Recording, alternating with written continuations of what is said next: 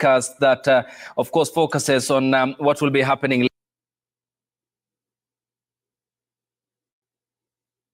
later in the day from the Ethiopian capital, Addis Ababa,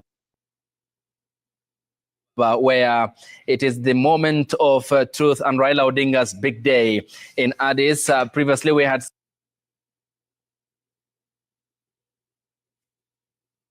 seen his arrival at the headquarters in the company of the president after they had breakfast, and this is still pictures live from the Ethiopian capital, Addis, by our team, exclusively giving you the live coverage of the arrivals of the heads of states and governments with regards to, of course, what will be happening in the course of the day. Back in studio, my team of analysts are still with me here to give us an account of what will be happening and what will be looking into some of the factors for consideration and the last-minute diplomatic maneuvers done by the Kenyan team in the capital, in the Ethiopian capital, Addis Ababa. On my immediate right is Professor Maxwell Miawa, constitutional law scholar and an advocate of the High Court. Much appreciated and good morning. Thanks. Your presence is highly appreciated. Ahmed Hashi is also a governance commentator, also diplomatic commentator, joins us this morning here on the broadcast. Good morning. Ayub, it's glad to be here again. Glad to have you as well. We are also joined by Gordon Kachola, who is foreign policy commentator. Gentlemen, your time is all appreciated. And we had an hour-plus coverage of what will be activity field day from the Ethiopian capital, Addis Ababa. First, beginning with you, Gordon.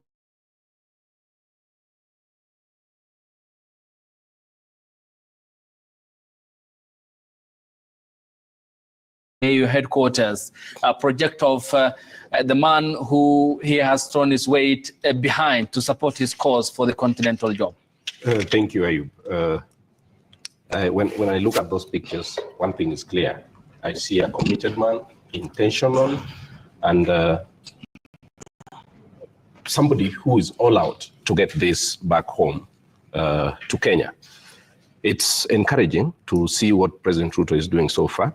Unlike what happened in the last contest that Kenya represented someone, or Kenya took in someone to compete for that position. This time around, we've seen a lot of energy, a lot of commitment to bring that seat back home. Yeah. Ahmed, what do you make of the discussions we had here today, the D-Day, and you can see how Addis is expecting the outcome as to who then takes over from Musa Faki Mahamat? Probably this is the most important political situation in Africa today, because the idea of bringing this continent together is gaining steam across the continent, because we're now clearly about to understand that nation states in this continent need to have their crises solved. And it cannot be solved internally. The old idea of non-interference in the internal affairs of another country in Africa is dead.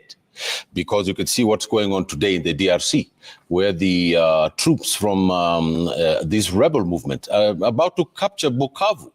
And I put it to you, Ayub, that is going to cause immediate reaction in the African Union today, because the entire issue of the Great Lakes is an emergency, and I'm sure it's going to have a profound impact on the elections that are coming today.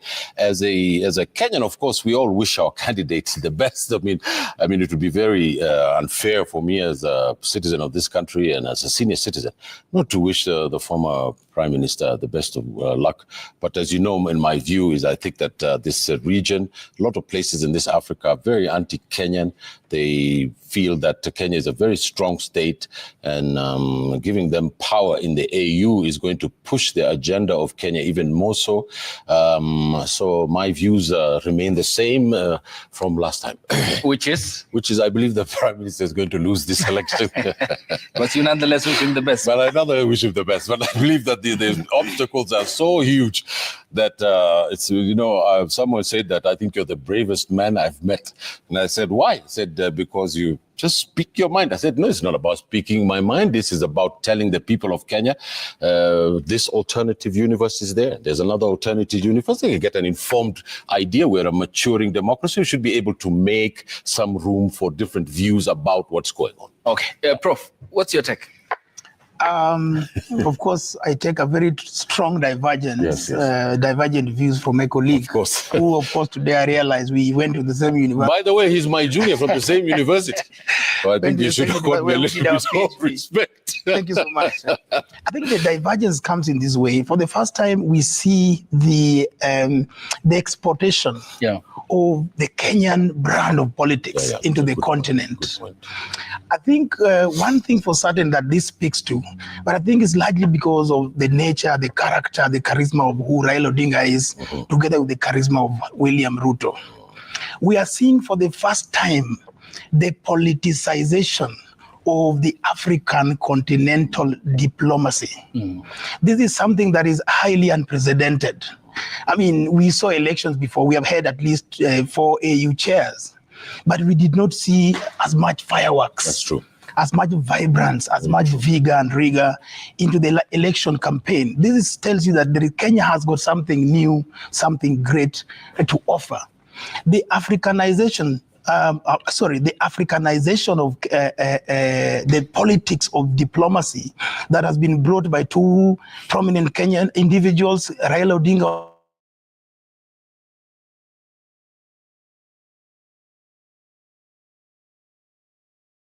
this or he doesn't win it. The African brand of diplomacy from today, particularly at the top level of AUC leadership, has changed and will be changed for quite a great long time. And Gordon, when you look at the individuals who had either directly or indirectly, Obasanjo, President WilliamRuto,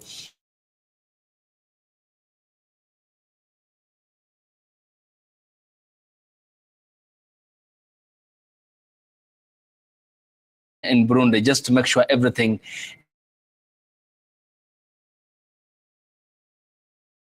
tell us, or what does it project of these campaigns by weights that you can never rule them out when it comes to politics and diplomacy? Well, there are 2 things in this campaign. One is the political aspect of it, which Professor Miawa has talked about. Then there is the diplomatic aspect of it. And one thing that is clear, President Ruto had this in mind while he was crafting the secretariat. He crafted a secretariat that is highly diplomatic, that is scathingly neat as far as diplomacy of Africa is concerned. Look at, for example, the Secretary General of IGAD leading the team. It clearly shows you the weight with which President Ruto took this as far as diplomacy is concerned. All the diplomatic rigors is taken care of. Then there is the political aspect of it. The political aspect of it, the president has sorted out, because he did not leave this to the secretariat alone. He ensured that he went out of his way, even up to last minute, like yesterday in the evening. He was still meeting heads of states and governments across Africa to pursue this agenda to the last course.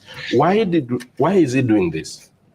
He's learned from the mistakes, Kenya's mistakes in 2017.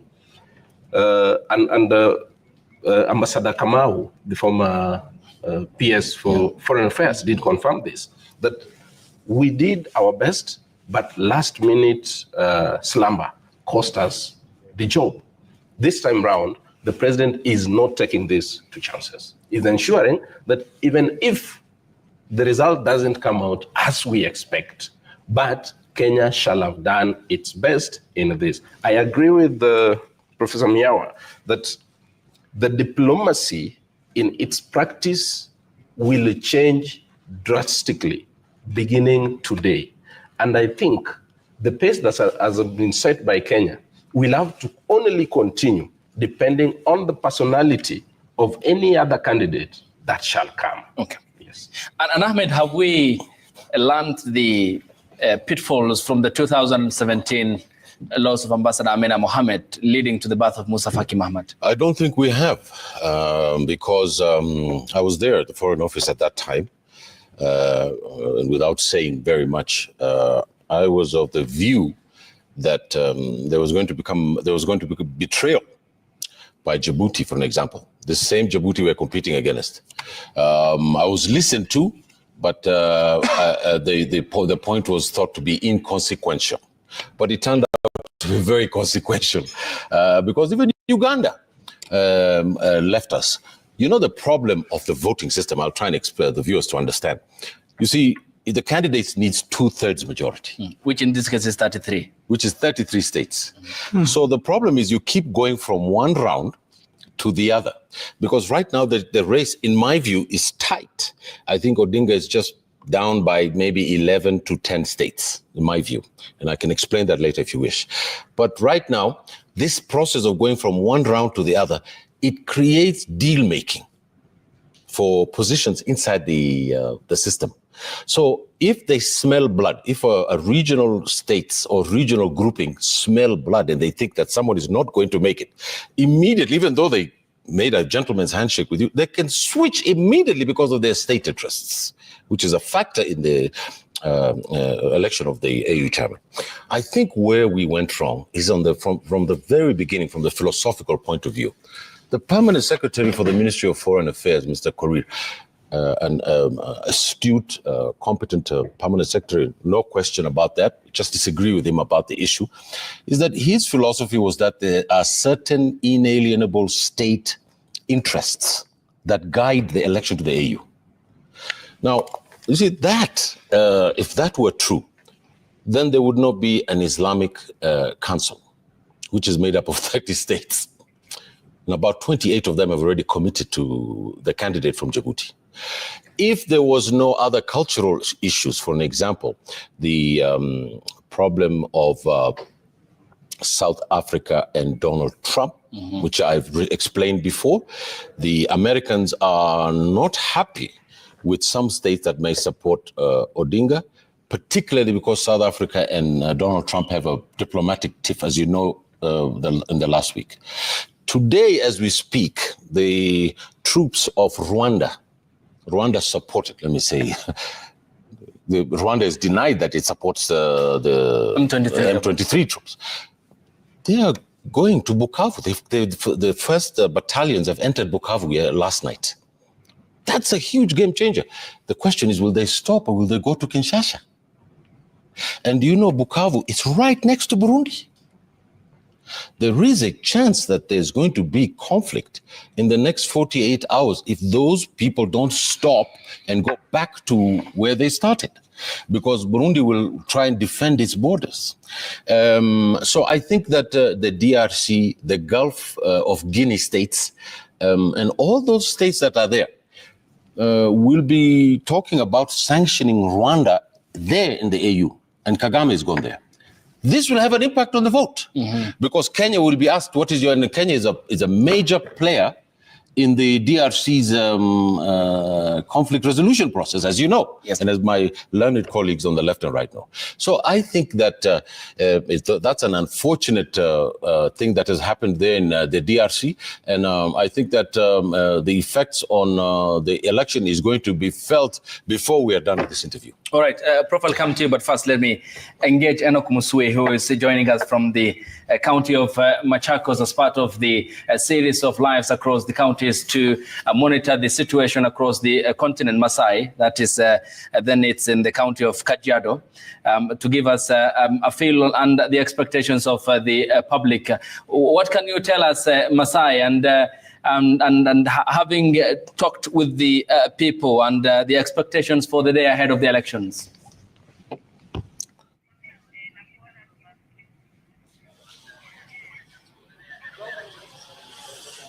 Kifuatilie tangu shughuli hizi zilipoanza kama siku 3 zilizopita, wakati Wakenya waliweza kumiminika katika jiji la Addis Ababa kuweza kufuatilia shughuli hii nzima ambayo itakuwa inatamatika hii leo. Na ninao hapo wananchi ambao tayari wako hapa kuweza kutoa maoni yao kuhusiana na labda matarajio yao kwa siku hii na maswala. Nitaanza hapa hivi, naona maoni ni mengi kweli kweli, lakini nitaanza na huyu kaka hapa hivi. Tueleze tu labda leo ni siku kubwa sana ikizingatiwa kwamba Mkenya mmoja ambaye ni Raila Odinga anagombea kiti cha EUC. Okay, mimi ni majina ni Ole Taiko toka Kajiado, na tuko sisi ni wakaji wa Kajiado, na sisi obvious tunapenda baba yetu Raila. Ile tu kitu tunamtakia laheri, na tungependa akienda huko asisahau wa Kenya, kwa sababu kwa ukweli kama ingekuwa yeye tungeumia sana wa Kenya. Kwa hivyo hata kama ataenda huko arudi tu akumbuke watoto wa Kenya ya kwamba ametuachia nani.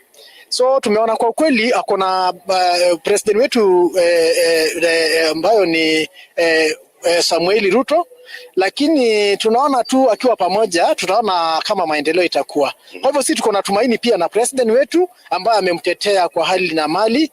So tunaomba tu atutetee na atetee kwa Wakenya wote masisi maskini kama vyenye anatetea wao wadozi hao kina Raila. Kwa hivyo tunaomba tu, hiyo ndio maoni yangu, na tushikane pamoja wa Kenya, tuache vita. Haya, asante sana. Unaweza songea tu hapa alafu tueleze labda maoni yako ni yapi? Angalia kamera. Kwa majina ni Saidi Osore. Jambo la kwanza mimi nashukuru sana Raila Odinga kwa hiyo wadhifa. Raila ashapita ndugu zanguni. Raila ashapita, ni kutangaza tu, anangoja masaa ifike na mtangaze. Kwa sababu Wakenya tumeomba, kama mimi mwenyewe binafsi sijalala usiku mzima. Nimekesha nikiombea Raila Amolo Odinga. Na kweli Mungu, najua Mungu aliye hai hata kosa kujibu maombi. Raila ashapita, Wakenya jitayarisheni kushangilia ushindi wa Raila Amolo, na Mungu anajua ako na sababu. Asante sana, na Raila tunakutakia kila laheri na Mungu akubariki. Asante sana. Wacha tuanze na huyu alafu tutakuja kwako. Karibia tu hapa alafu angalia kamera. Asante, naitwa Samson Kamau. Mimi ni kiongozi ya boda boda hii town. Nataka niongelee maneno ya EU. Mimi kwa maoni yangu naona ya kwamba Raila amesimama mara mingi hapa Kenya na hajaiweza kupata. So mimi kwa maoni yangu ningeonelea ningependelea akae hapa na sisi, kwa sababu hapa tunamhitaji kuliko vile anahitajika huko. Vile ningependa kusema ni ya kwamba Raila arudi tu hapa Kenya, wasikane na Wamunyoro, watoe Kasongo, kwa sababu sisi tuko na shida. Tuendelee kuhangaika pamoja sisi wote hapa. Asante sana.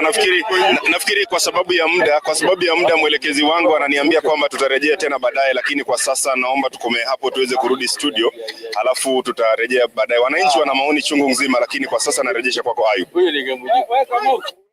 Thank you, Robert Masai from the county of Kajiado. They are sampling the expectations of the public. A mixed bag, I should say, given what Laura Otieno, John Wanyama, Francis Mtalaki, Kamau Mwangi, and Crispin Otieno had given us earlier when we had kick-started this broadcast.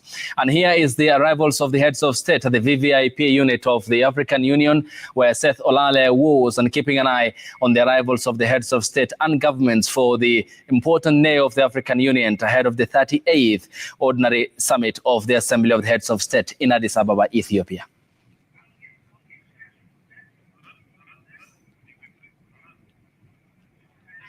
Live pictures from the Addis Ababa VVIP presidential entrance area. Heads of states from the 49 member states of the African Union are arriving there. You can see the Mauritius president there, his official presidential motorcade making its way here at the Nelson Mandela plenary. This is a highly guarded and protected area. It is only meant for the heads of states and governments, their ministers, their aides, all of them being instructed to use a different entrance area. And this is the exact location where we saw earlier on Kenya's president, Dr. WilliamRuto, and Kenyan candidate, Raila Amolo Odinga, enter the Africa Union headquarters from. And, you know, it is now all system go, because the arrival of, you know, the 35 presidents, 8 prime ministers, and 6 high representatives from the various nations that have been appointed from. This one now signals the the formal start of today's proceedings at the Nelson Mandela plenary, effective 10:30 a.m. And like I mentioned earlier before, the president of the Republic of Kenya, that is Dr. Samuel Ruto, drove drove in the same vehicle with Kenya's candidate Raila Amolo Odinga, even as they made their way at the VVIP entrance. And thereafter, both of them were ushered, into a holding area. That has been the practice, but it was. It was, I wouldn't say opposite, but it was a very different reception from what you've seen from, the likes of Djibouti candidate in the AUC chairperson, that is Mohamed Yusuf Ali, who, arrived at the other VIP section designated for ministers and high representatives of, heads of government. So quite low-key, but also very, very much significant. This is just part and parcel of protocol. Nothing to read much from there. How the candidates for various positions here arrive here at the African Union headquarters really doesn't matter. It is just a diplomatic procedure for how you choose to arrive. And President WilliamRuto and the Kenyan candidate Raila Odinga just chose to drive in the same car and to arrive together. Unlike the Djibouti candidate who we saw entering through an alternative entrance that designated for ministers. And it serves right because the Djibouti candidate for the African Union Commission chairperson is also the Foreign Affairs Minister for Djibouti, and he was here actually way early for the 2-day Interministerial Executive Council of the African Union, which came up with various recommendations, and it is on the basis of their report that the heads of state here during this 38th Ordinary Summit are going to deliberate to either adopt or drop some of the recommendations made by the Interministerial Council, of the African Union. So a very, very, very busy morning here at the African Union headquarters in Addis Ababa. Like I said, security has been beefed up. We've seen roads, some roads, some access roads to this particular building, have been closed. We've seen roads barricaded. We've seen traffic diverted. It's a very, very momentous, moment for Ethiopia itself, and especially when the African Union hosts the Heads of State Summit. Business almost comes to a standstill, and especially in Addis Ababa's central business district. You can imagine assembling a total of 35 presidents and 8 prime ministers and 6 other representatives. And apart from those particular heads of states, you also have very high profile representations from the international organizations, the United Nations, for example, which is part and parcel of today's summit, the European Union, the likes of humanitarian agencies, global agencies such as the Red Cross and the Red Crescent, all of them part and parcel of today's, very, very key agenda here in this particular capital, Addis of Ethiopia. And so right now, any moment from now, viewers, we expect the official anthem for the AU to be presided over by the military by the Ethiopian forces, and thereafter we will have brief comments from speakers just to bring the meeting to order. But thereafter, there will now be the unveiling of the reports, and one of the reports will be the minutes and held during the 37th summit last year here in Addis Ababa, and then thereafter there will also be adoption of reports from the Interministerial Executive Council of the AU that was attended by various up to close to 49 foreign affairs ministers. We saw the Prime Cabinet Secretary and also the Foreign Affairs Minister for Kenya being part and parcel of those particular talks that, among others, discuss issues to do with how the election will be held, the election of the African Union Commission Chair and the Deputy, We also saw the 6 commissioners of this particular secretariat of the AU also elected. We saw other representatives of the AU organs being elected, from by the various ministers. So it is upon that report that the heads of state here are going to adopt some of the discussions there. But also remember that the Interministerial Executive Council of the AU did discuss issues to do with peace and stability.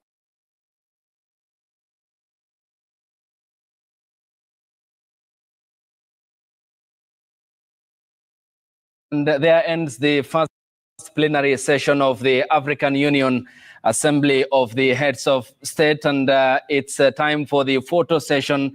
And the heads of state, you can see there amongst them Emmerson Mnangagwa, the crocodile of Zimbabwe, and the other heads of state and governments from Africa, following the break that they will be making at this point of lunch, and then proceeding later with a closed door session. And you are witnessing the presence of the South Sudanese President Salva Kiir, who is the former chairperson of this African community. They are greeted by the Intergovernmental Authority on Development Secretary General, that is Ethiopian Ambassador Gabayehu, and the laughter that they are sharing there amongst the other leaders of the continent, as you can see now, just breaking for lunch after the plenary session of the African Union heads of state and government. Also the presence of the Somali President Hassan Sheikh Mahmoud there, and the United Nations Secretary General Antonio Guterres, who equally made his remarks at the plenary Mandela Hall, where that activity was underway since morning, and the whole host of the other leaders from the continent, including the chairperson of the African Union, outgoing Musa Faki Mahamat, and President WilliamRuto from Kenya, as well as Uganda's Yoweri Kaguta Museveni, also in this long lineup of leaders who will be taking the photo session before they break for lunch. And the activities that had preceded this photo session was pretty much the significant addresses that were issued by the heads of state and governments, which largely touched on the question of Palestine as well, and the question of Brazil, Russia, India, China, and South Africa, the BRICS aspect. And there you see the presence of also the Senegalese president, one of the youngest leaders in the continent, given that nod by the people of Senegal there, sharing a light conversation with his counterparts for the photo session that's happening now after the conclusion of the plenary. And you can see the list of also other leaders who had largely touched on the importance of Africa's youth as the continent's gold mine, and the need to tap into this to drive the continent's agenda forward. Certainly, President WilliamRuto is part of this team that is ready for the photo session, and also the presence of the Ethiopian Prime Minister Dr. Abiy Ahmed, whose country is hosting this as the headquarters of the African Union. And there you go, the presence of Musa Faki Mahamat, also the outgoing chairperson of the African Union. Also on the splits, you can see the watch parties across the continent coming to you live from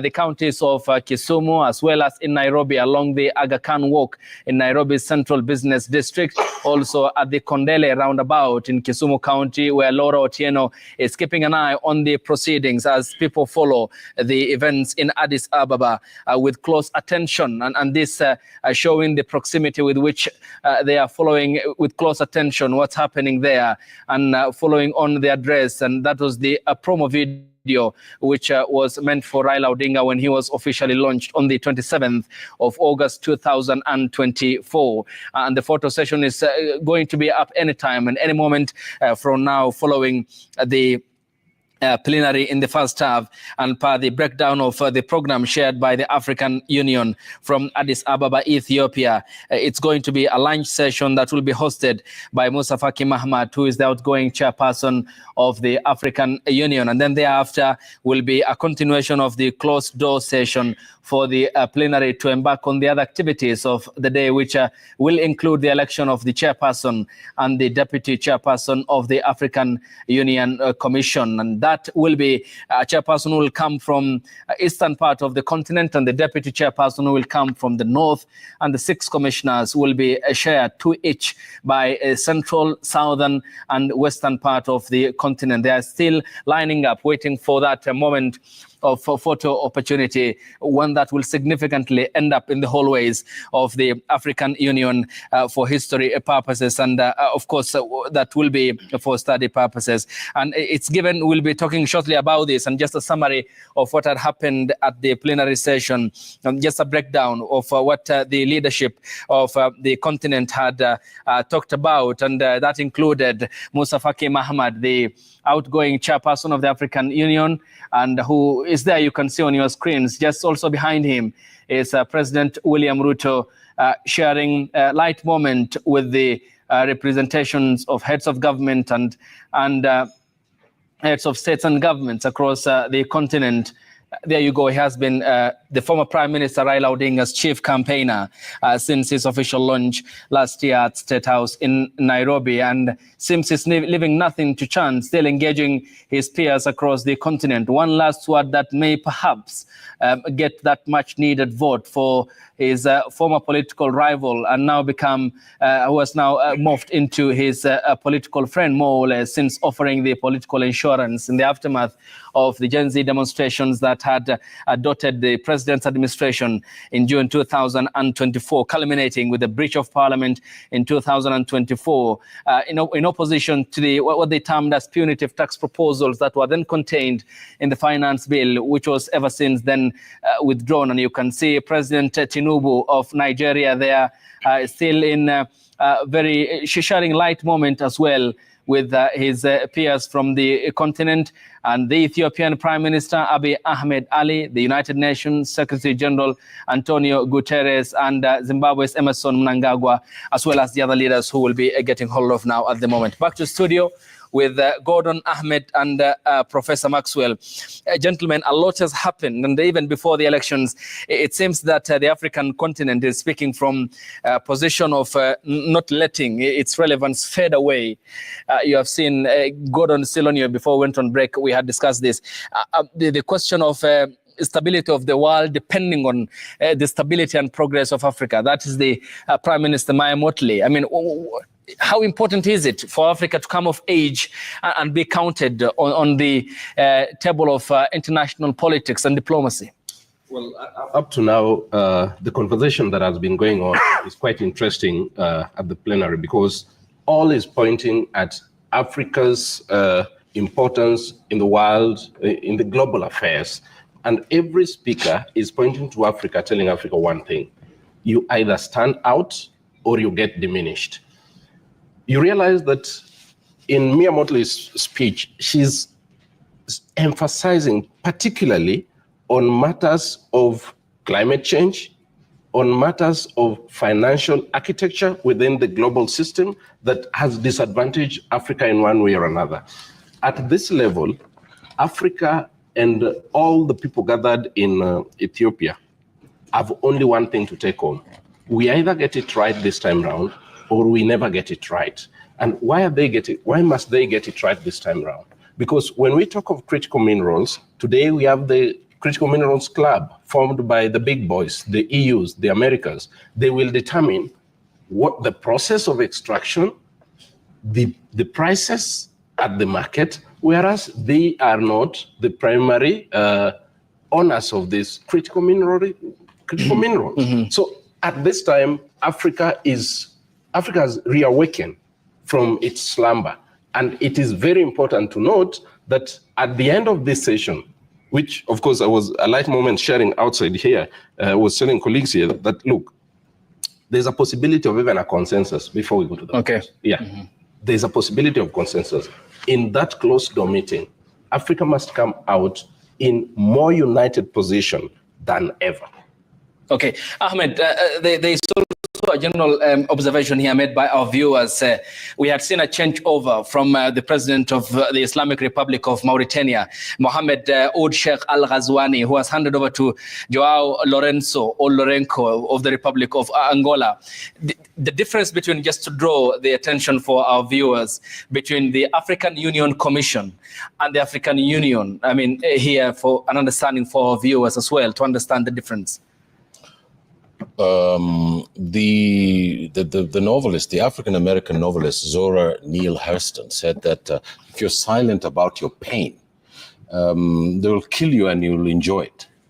And I think that the theme of the African Union today is not far apart from that, because what it says, as the Prime Minister of Barbados, we all admire, absolutely put it on the plate, that the issues that my learned friends have also alluded to are very basic things. I want to suggest a much more maybe nuanced way of looking at how our economics and our politics will work, by saying that we should not let the African Union be a talking club. We should not let it be a talking club like, say, for example, the Arab League, because everybody calls the Arab League a talking club. And I think it's much more than that. I think it's just propaganda.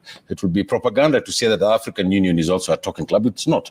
It is the zeitgeist, the very avenue of the spirit of our Pan-Africanist ambitions, in which... Okay, Ahmed, let me just pause you. We'll expound more on the differences. Allow me to get hold of Seth Olale, who is live for us from the headquarters of the African Union. And Seth is there telling us more about the live pictures you're seeing on your screens.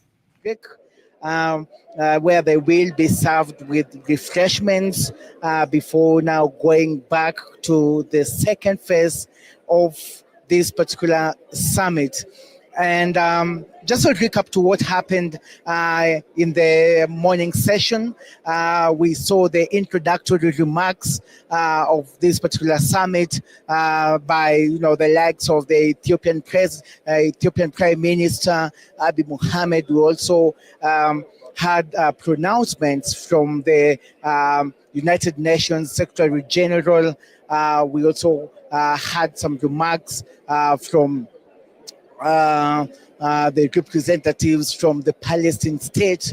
Very, very, very compelling, attributes also from the African Union Commission, the outgoing AUC Chairperson Musa Faki, urging the continent to unite in fighting illiteracy and poverty. Musa Faki there also making a very, very passionate appeal towards unity and peace and stability, and especially in warring regions where we've seen security deteriorating through conflicts that have actually escalated, the likes of the Democratic Republic of Congo, Sudan. When you go up to the Central Africa region, likes of Chad and Mali, cross over to the ECOWAS, where there was a spate of coup d'etat. So Musa Faki there also urging the African states to embrace technology as a way of also boosting food security in the continent, which he attributes to really having been the key cause of the rising levels of poverty in the continent. And so that was part one agenda of the program. You saw there the adoption of the agenda, the official launch of the African Union theme of the year 2025, and right now that particular morning event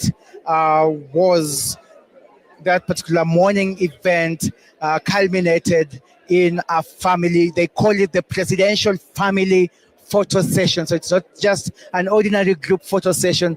It is the presidential family session. What happens from here? Like I mentioned before, from here they've taken a quick break 20 minutes break. They're going to take some refreshments before heading back to the closed session. This particular session will have two main agenda. First and foremost, the adoption of the agenda and organization of work of the African Union. This will see the tabling of the adoption of the agenda, as well as the highlighting of the organization of work.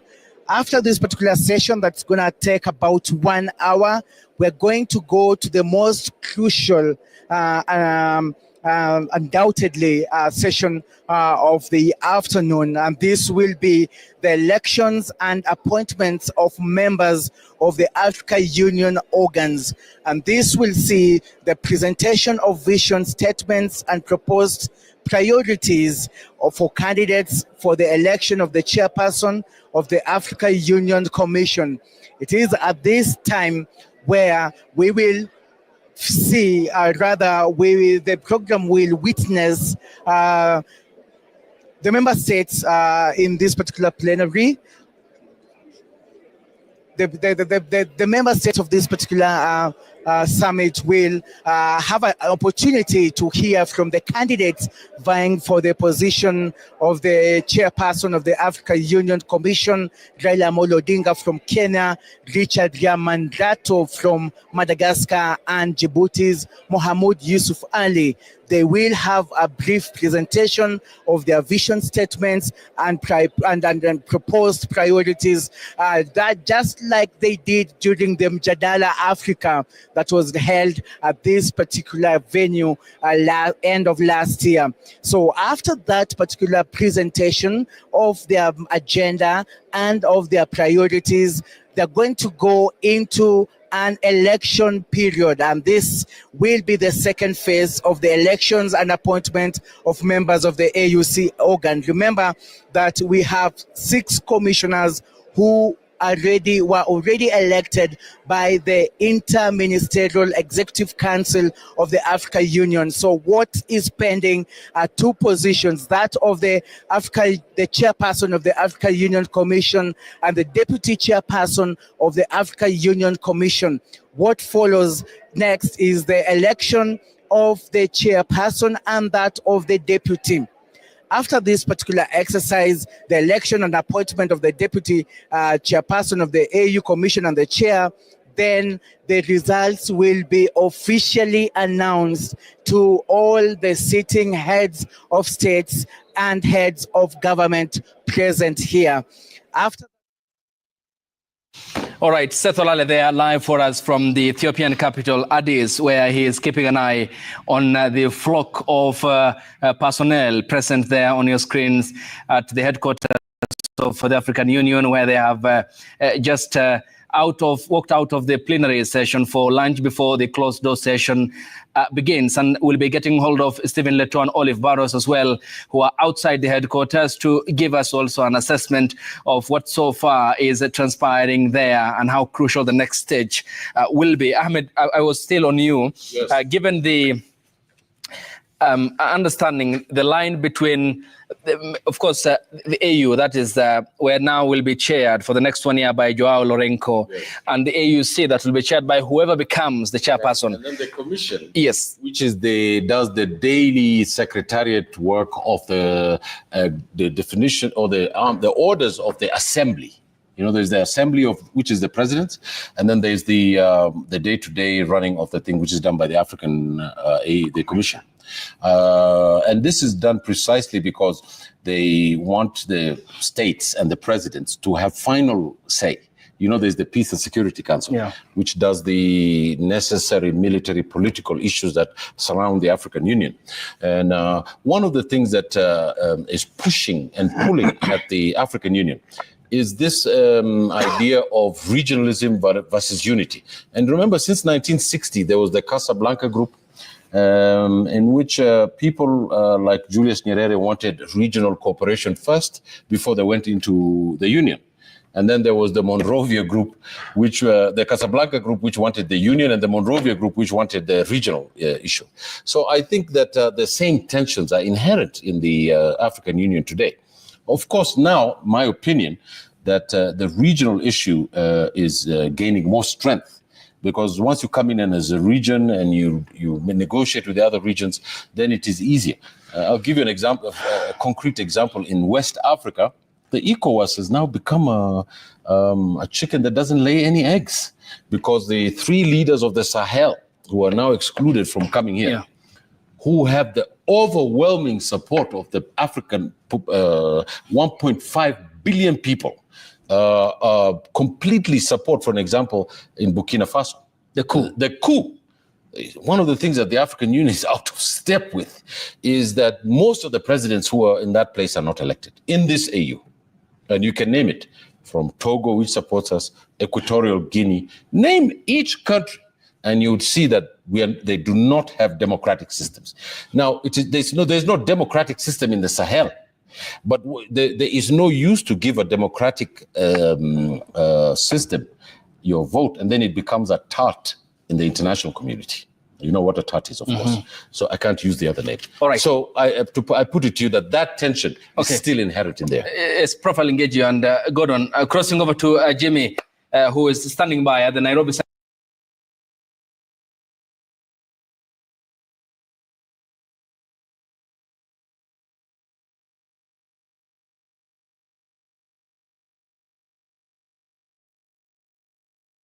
Without the ones like you working tirelessly to keep things running, everything would suddenly stop. No matter your industry, Grainger's here for you with professional-grade supplies. Call, click Grainger.com, or just stop by. Grainger, for the ones who get it done.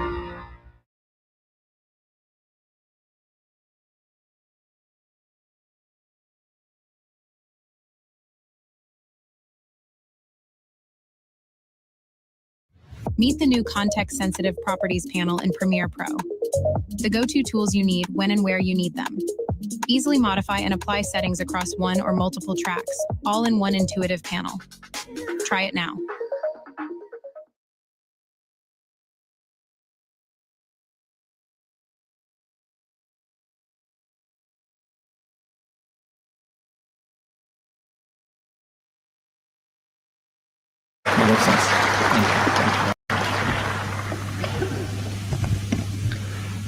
Your Excellency, President Mohammed Ould, outgoing Chairperson of the African Union, Your Excellencies, Heads of State and Government, Your Excellency Musa Faki Mohammed, outgoing Chairperson of the African Union Commission, Your Excellency Antonio Guterres, Secretary General of the United Nations, distinguished ministers, ambassadors, diplomats, ladies and gentlemen. Welcome to Ethiopia, the cradle of Pan-Africanism and a proud champion of African unity and freedom. It is an honor to stand before you today as we reflect on the immense potential we hold, not just as individual nations, but as a united and dynamic continent. In a world marked by rapid change and multiple challenges, we find ourselves at the crossroads of uncertainty and opportunity. This moment calls upon us to strengthen our collective resolve.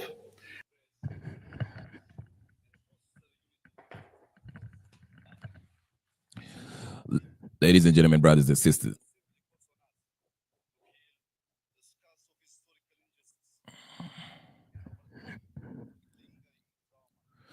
please go ahead and like the video, subscribe.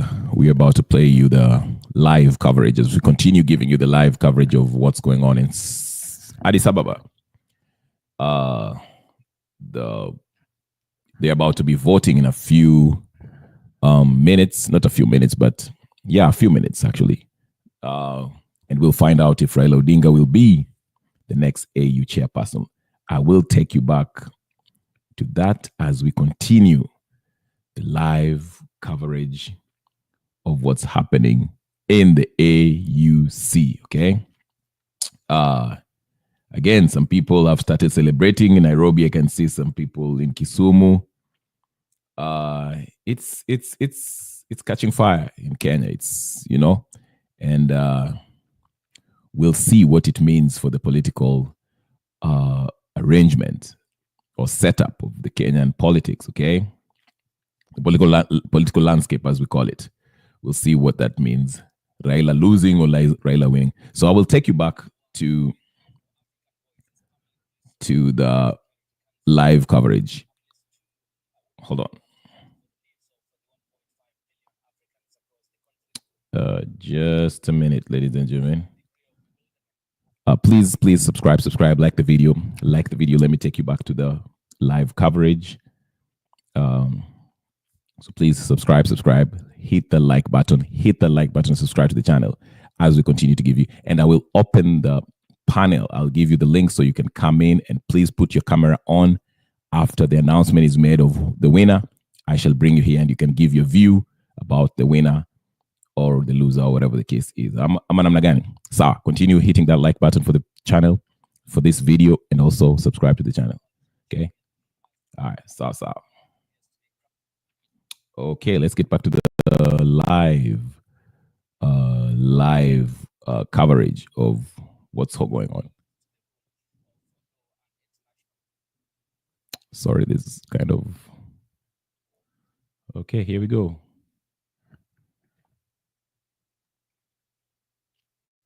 It's taking some time, but give it a few minutes. We'll see what goes on. Like the video, ladies and gentlemen. Like the video. Like.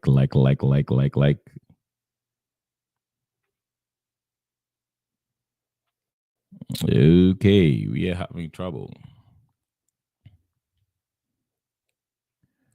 Okay.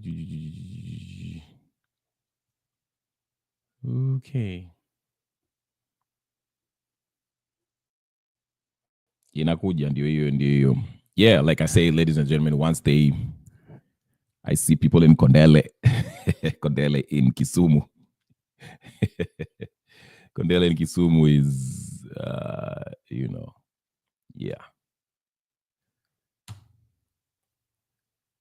All right, this is not good. Yeah, I will put the link in once the announcement is made of who won, and I will get your live reaction. I want to get your live reaction, your live view of what you think of the whatever. I do not want this.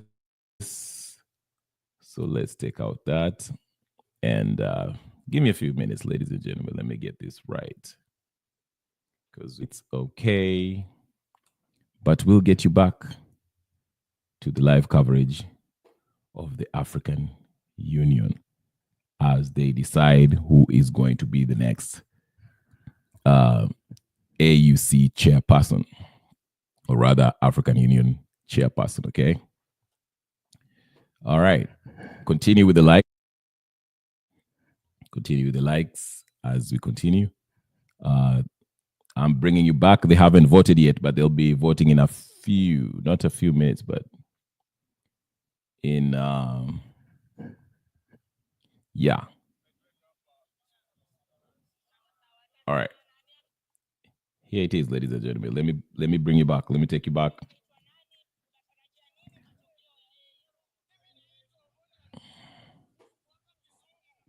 All right, then.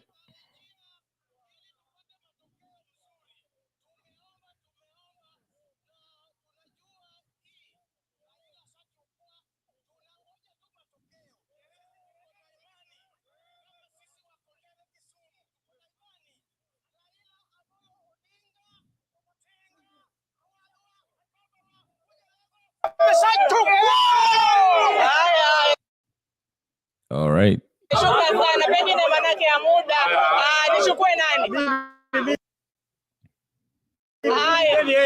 Wawili wa mwisho nitachukua huyu kisha mimi sawa.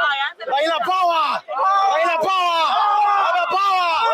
Isa baba power. Raundi. Raundi. Baba lazima atangazwe. Baba lazima atangazwe. Hiyo tunaenda. Leo lazima baba atangazwe. Baba hajatangazwa. ama hajatangazwa maandamano. Haya, shukrani. Kwa kifupi tuanze na jina, songa kando kidogo, songa kando. Anza na jina, unaambia unatarajia nini? Kwa majina naitwa Anthony. Mimi ni mfuasi wa baba, yani Kondele Barracks. Kondele Barracks. Tunasema Raila ndio lion wa Afrika, si ndio? Kwa sababu yeye ni mtu wa demokrasi. Sasa tulikuwa tunaomba hivi, president wa Kenya amesupport Raila sana na tumefurahia. Bwana Ruto, tunaomba Raila akishakuwa tu AU chairman tarehe 15 kila mwaka weka Raila Day, ikuwe holiday ya Raila. As you have heard, that is the kind of celebration that is ongoing. Of course, we'll come later to speak to more residents, basically to understand what their feelings are. But they're saying they're generally very optimistic that Raila will emerge victorious. So this is what the atmosphere is like in Kondele. Celebration, where they say it's early celebrations. So of course, we will be on standby to capture the reaction of the residents once the results will be out. Laura Otieno there from our Watch Party Center in Kondele, the county of Kisumu, and the feedback from members of the public, the excitement there, and which had filled the environment as to their expectations of a positive outcome from the elections that will be happening in Addis Ababa, Ethiopia, the headquarters of the African Union. And Hashi, on you, since morning match we talked about, it seems that we had largely revolved around pertinent matters in global world today. Many were concerned when Trump 2.0 came back to the White House, and what many Republicans had termed as dangerous, nativist, extreme, and racial politics that he had advanced with his, of course, a catalogue of leadership. Yesterday, J.D. Vance was in Europe, talked about the same. You have seen Elon Musk saying now, make Europe great again. It's mega from MAGA in America. How can Africa be the voice of reason in a world where fluidity is coming in? If you look at the Indian Prime Minister Narendra Modi, also had advanced such a cause of Hindutva in India with the BJP party, such a big democracy. If you talk about more than 900 million voters, how then does this continent become the voice of reason to drive global cause, adherence to the rule of law and international order? Precisely, I think you've answered your own question. Because Africa in itself has become very nativist itself. This is why they keep talking of Trump as being tribal, as Africans are. And I think that's an unfair criticism of us, because I don't like to say that we're at a level of development, because once you start comparing African development and Western civilization, African civilization and Western civilization, you're making an inherently erroneous mistake. Because, of course, this Western civilization is about 300 years old. It's as old as the American Republic. And Europe, of course, was under monarchies for about a few hundred years. And before that, we had an Islamic civilization for 1,000 years. And then you had the civilization of Kemet in Egypt. So the great Edward Said is the one who's taught us about the idea of clash of civilizations. And, you know, it is this American and European, particularly American and European peoples, who believe that there's a clash of civilizations that's going on. This is why you have something called Fortress Europe. This is why you have a Fortress America. This is, you know, we have our prosperity, and we want to guard this prosperity against people, particularly people of color. But the prosperity is funded, driven by resources from the people of color, from the global majority, the global South. And I think it is important for us to end our nativist claims to politics, where, you know, you have a group of people who decide that their consciousness is connected to a certain historical sociology. And I think that we are to oppose that. For an example, here in Kenya, we don't have a nation. We have a country, but we don't have a nation. Or as a clear example is the Somali community, the community that I come from, where the independent, the ID card is causing bedlam across the other ethnic communities in the country. You could hear what the governor of Trans Nzoia, Mr. Natembeya, spoke about, that the security of the country was going to be compromised. Half his population of the Bukusu people are across in Uganda. Every other tribe in this country is well represented in other countries. The Luos who are sitting next to me are in 4 countries. 4. We're just across the border. No, there's no, to me, it's the same place. Now, so the point I'm trying to make is that we have to, Tanzania has done a superb job under Julius Nyerere. They've overcome this thing. Was it the concept of socialism then for them? It is not the concept of socialism. It was the concept of Africanism. You know, I think socialism is a European experiment. It is not an African experiment. We have foundations of socio-political institutions that are socialist by nature. It is not the Europeans who invented socialism. Socialism has been in the communities of Africa for a long time. You know that about our community, where our resources are not just ours, where we spread the resources to the ones who are not well off. And I think that what we need to do is, first of all, grow our economies in the reality of this world, our manufacturing, our resources, our making sure that our products are sent with a value added on top of it, that we build the East Africa that we want, that we settle the Somali Republic forever. It's pathetic for the Ethiopians and the Kenyans and all these other people to have peacekeeping in Somalia. We should have a state in Somalia. It's been 30 years. Why is it like that? Simply because it has trillions and trillions of dollars under its land and its resources. And it's in trouble by Western companies and Western institutions, where the DRC is in the same problem, where Western states are directly involved, including China, in turning to this country to a basket case. So what we need to do is not grow up. What we need to do is not to open our eyes. What we need to do is to stand up and say we are going to end business as it used to be. And I think that the most important thing is to take over political power. And one of the representatives of the social democratic movement, of the Africanist perspective, is Mr. Raila Odinga. Problem is he's now in bed with the ultra-wing conservatives in this country, like our president, Mr. Ruto, who has never signed for any one progressive thing in this country's history. Just a fact. Should be able to speak. We fought for a constitution. It's our right to speak about what's going on in this country because it affects our children, it affects our homes, it affects our communities that we come from. So it's important through peaceful democratic means for us to change the governors if the governors are not doing the right thing by the people of their country, their region, and the continent, Africa. And Gordon, what do you make of the 3-point outlined by President Joao Lourenço, the Republic of Angola, now the new African Union chairperson? In hindsight, the conflict in the DRC and the instability in western part of the continent and the Horn? Well, Africa generally is a laboratory of civil war, a laboratory of armed conflict, a laboratory of terrorism. Every other bad thing is tested within Africa, and most of the Great Lakes region and the Sahel region today. The conflict within the DRC and the Eastern DRC now spreading towards Bukavu, you will realize that there's too much noise around this. But when this noise dies down, I can assure you that a country like Kenya is playing a very significant role that may not be realized today. Like many other East African countries, they're playing that significant role.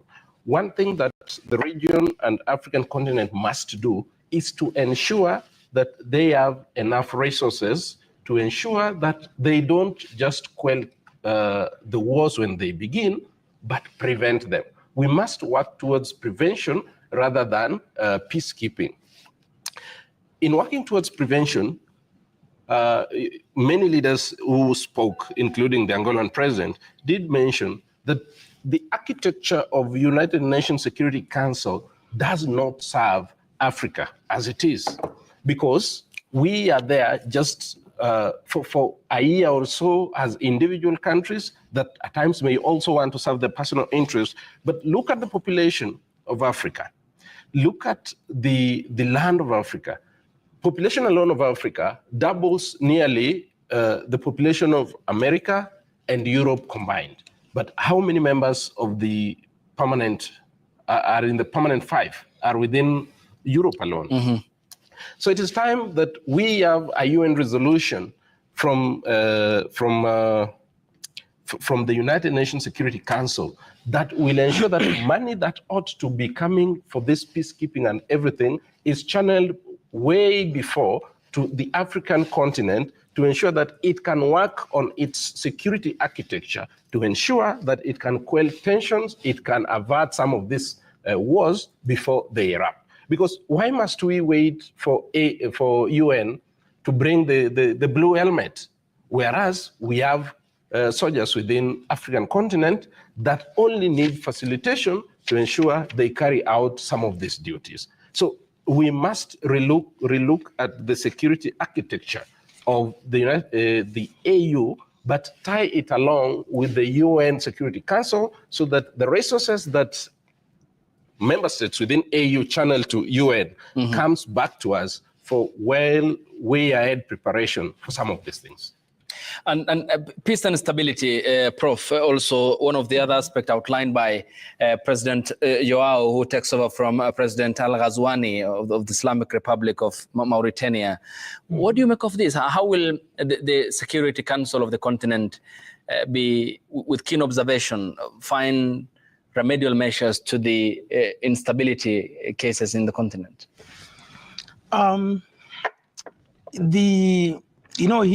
Africa's peace and security instabilities has got a historical underpinning that is deeply rooted, by the way, in the history of colonialism, the history of slavery and slave trade, the history of Western exploitation and even subjugation. That is to say that whatever kind of a peace and security architecture of a continental level that we want to craft and fashion has got to take account the historical injustices that are deeply rooted in our past. And our past goes beyond 400 years ago. You know, by the way, that as a matter of fact, whatever happens in the Congo, whatever is happening in the Sudan, in Southern Sudan and other parts of the world may not be remedied by a hastily crafted or fashioned mechanism or a knee-jerk response, such as interventions of a regional force or intervention of a global force. We really have to go into the deep-rooted schisms. How did we end up here? What are some of the multivariegated phenomena that we really need to address? I laud the chair's statement because we need to have African solutions to African problems. Locally founded solution to local problems. That's the concept of endogeneity. Now, going forward, in my view, I think African peace and security architecture has to be a participatory approach. We have to create an African law, norms, and institutions from below. One that is conscious, one that understands the local and localized problems of the people. Otherwise, with global intervention, with continental intervention, that is completely detached from the local problems, will not bring a long-lasting solution. More fundamentally, it just come to my mind. The solution to Africa's instability and insecurity lies largely in the global politics. The global politics. How is it that our countries are getting far much developed on our resources? All right. You can see the measures that South Africa has already taken in response to Trump's sanctions. Because this is Africa, which is the richest, which has got all the minerals that the world depends on for their own economic progression, development, and all this. Yet we are the most impoverished. And even in these security hotspots or insecurity hotspots, if you look very deeply, the problem, the fomentation or the fermentation of security in those areas, the roots are elsewhere, outside the continent of Africa. Because people need our resources, they need our minerals. In fact, there's a new security problem in Mozambique, particularly in rich mineral areas. How is it that it is only in Africa with vast resources, areas in Africa with vast resources where there's insecurity? Who is actually fomenting this insecurity and instabilities? We need to look deeply into such. Ahmed, a quick observation here. How does this play out then? Because President Joao Lorenzo, the Republic of Angola, has just been elected the chairperson of the African Union. He comes from Angola, which is a member of SADC, the Southern African Development Community. Also, SADC is fronting the president of African Development Bank, a Zambian national. How does this play out, given the statement we have seen from SADC member states to rally behind Richard Randriamandrato? We shouldn't be surprised because we rallied, the East African community rallied for Raila Odinga.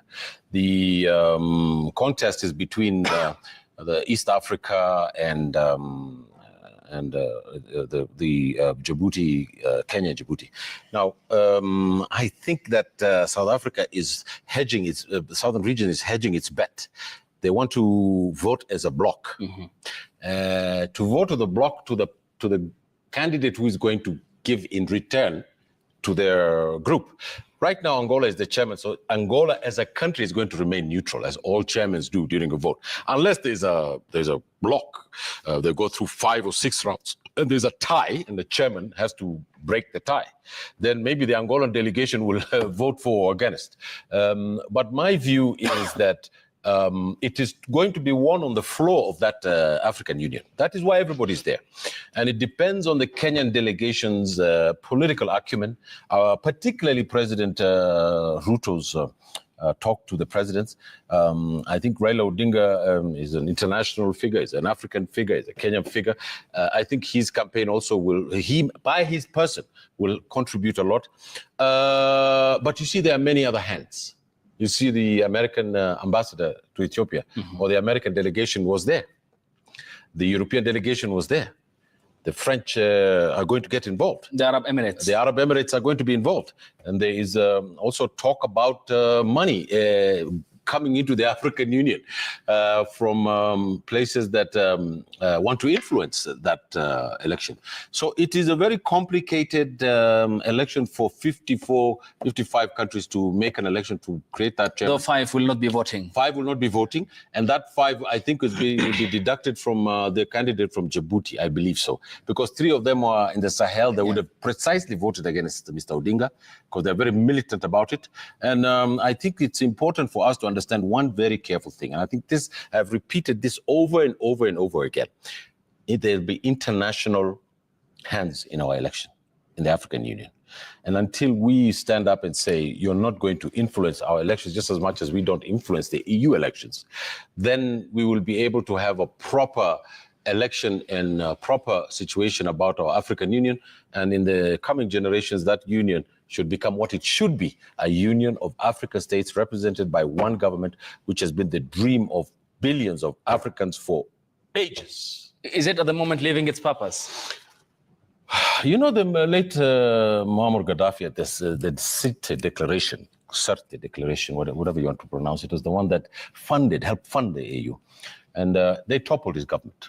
The French Republic toppled that fellow under the President Sarkozy. Precisely because of his input towards Africa. And Gaddafi's influence has led to these coups in the Sahel, because many of the people who are there followed his ideology of trying to create this Afrocentrism, the ideology of Afrocentrism, so that people can have independence, some form of true independence. I think that we will still have agents of foreign powers there, working for them and working against the African Union. And it is our responsibility to stand up and say, like Martin Luther King said a long time ago, that we have come to the top of the mountain, that he could see across the valleys, and he could see that there will be a day in which Africa will be liberated from these problems that we have. Yeah, Gordon, you had a point. Just on what Prof had mentioned earlier, I think in all that is said, African problem can be summarized in two ways. One is the post-colonial mentality.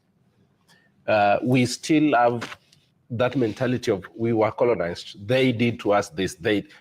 It's time. If you read Professor Chilemembe's book of post-colony, if the day we walk out of that shell of we were colonized, we will play a different ball game. Another way we can summarize it is through Professor Ali Mazroui's writing, the triple heritage. Today, you eat French fries, right? Yes. French fries, and I mean French fries. No chips. And then after English breakfast. After eating French fries, you pray the Islamic prayer. Chips. After all that, how do you dress? English tea. European. Triple heritage. Where's Africa in all that, the three things we've counted? Probably none. So, back to your question of which my brother here did elaborate on. As it is now, one fundamental thing for Africa is to not look at the past. It is important to know what the past entailed, but it is important, much more important, to have a vision for the next 100 years or so. Our problem is we budget for 1 year. Other people budget with 20, 30, 40, 60, 100 years to come. So the moment we can come out of that shell and ensure that our vision is a vision that is a cocktail of vision. We can't just have a vision that is only political. Within that, the political aspect of it, can we have an economic blueprint that wants to take Africa somewhere for the next 50 or 100 years? And following that, I'm telling you, Africa would be what it wants to be because of the visionary leadership that it has within it, that it has never given space to thrive.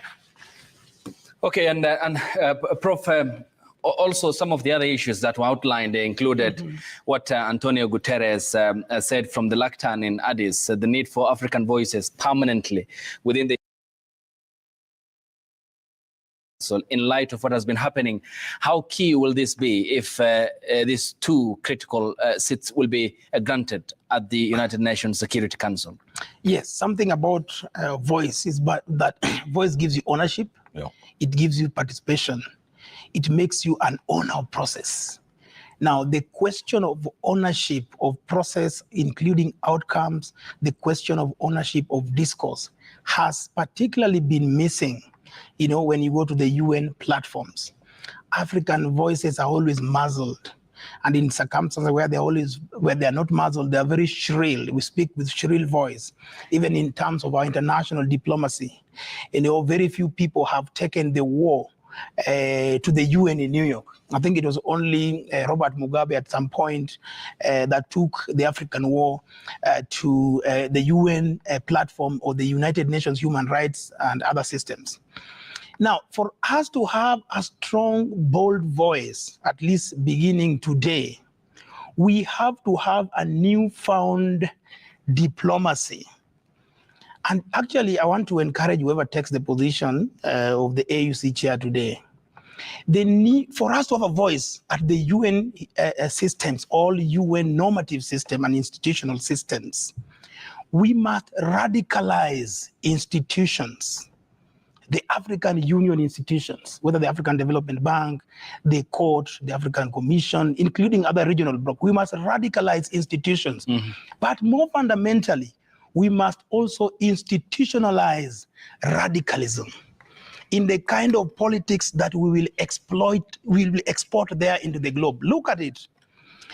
When the Americans, the United States of America, is talking one language of excessive language of American economic nationalism, closing borders, including tariffs, even to their own brother, China. I mean, Canada is Mexico. Just there, their most immediate neighbor. They're telling them, if you cannot become the 51st state, forget about it.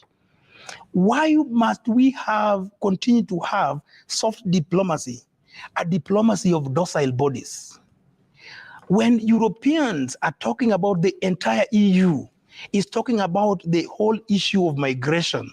And in fact, the whole idea about Brexit was a rejection of the global cosmopolitanism. In fact, the language today, it is so, it is so violent against the others, and the others include some of us in Africa.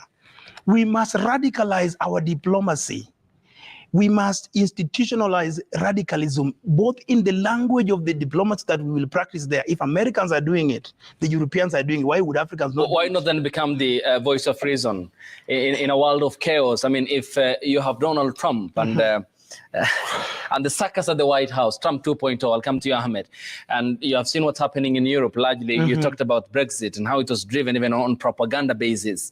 And you're seeing the AfD in Germany, and we have seen what's happening in Hungary with Viktor Orban, and also Marine Le Pen in France and Matteo Salvini in Italy. How then Africa becomes the voice of reason in this chaotic world? The voice of reason will not overcome particularly the trammels of global politics in which we are today. The politics in which we are today is the politics of both economic and political power domination and hegemony. Okay? If it has not worked for Americans, that's why all of a sudden it has completely shifted into a global politics of radicalism. Yes.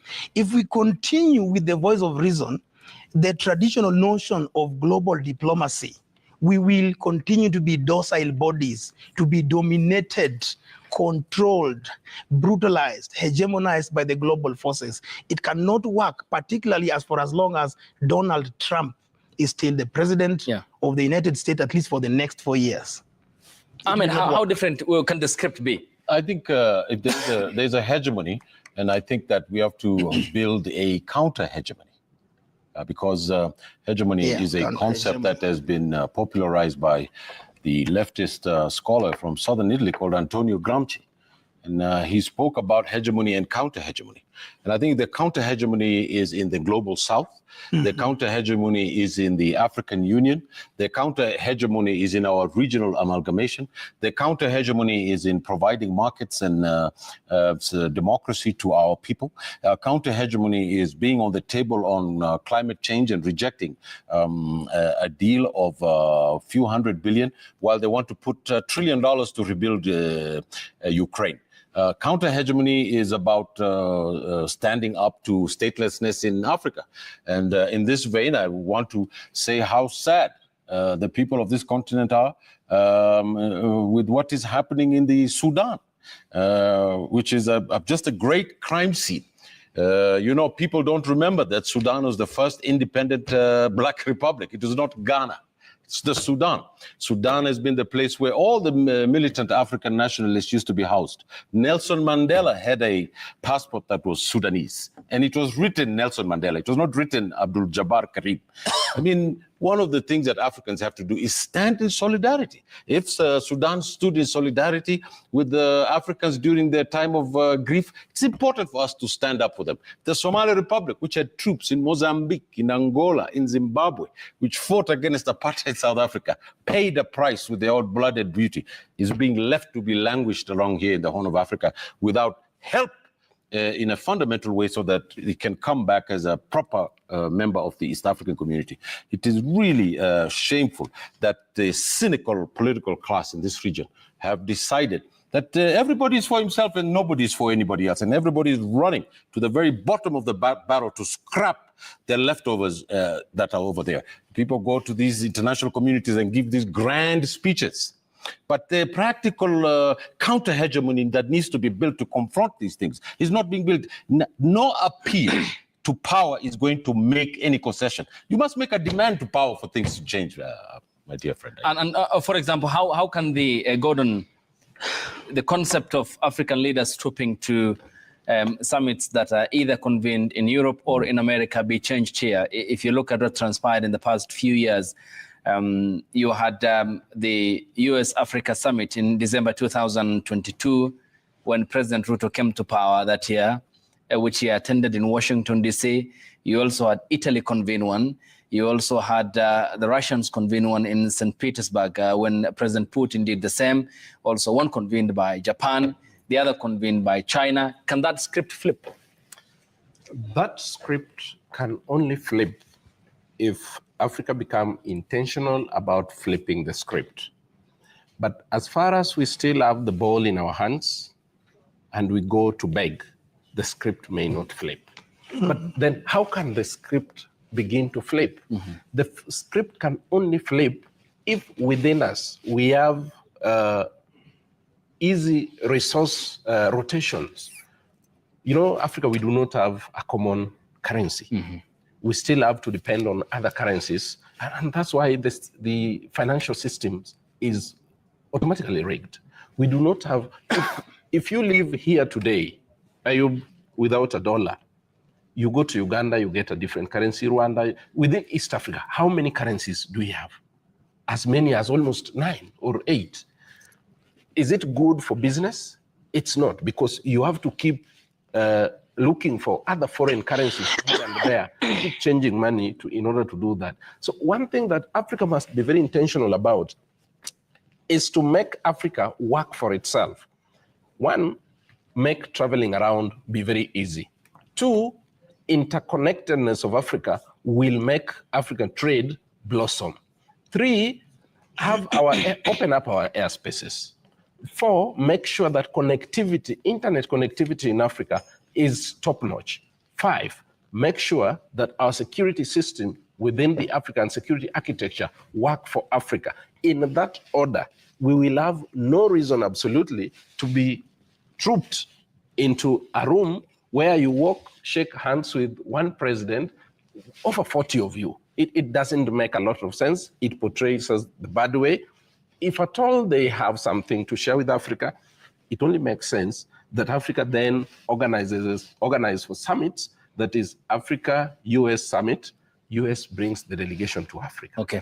Africa-Russia summit, Russia brings delegation to Africa. It will make more sense to Africa than what we are seeing today. Yeah, and Prof, you mentioned the need for a change of the stance at the moment, calling for more radicalization of Africa's diplomacy. But how can that work? Because if you look at the flip side also, to just but give this example, also in the world where America was seen as largely as the global policeman with moral authority, the Obama years is when we saw Libya collapse with NATO's no-fly zone imposition, which had denied Gaddafi the much-needed response to the protests. And later on, the regret Obama had expressed with the collapse of Libya.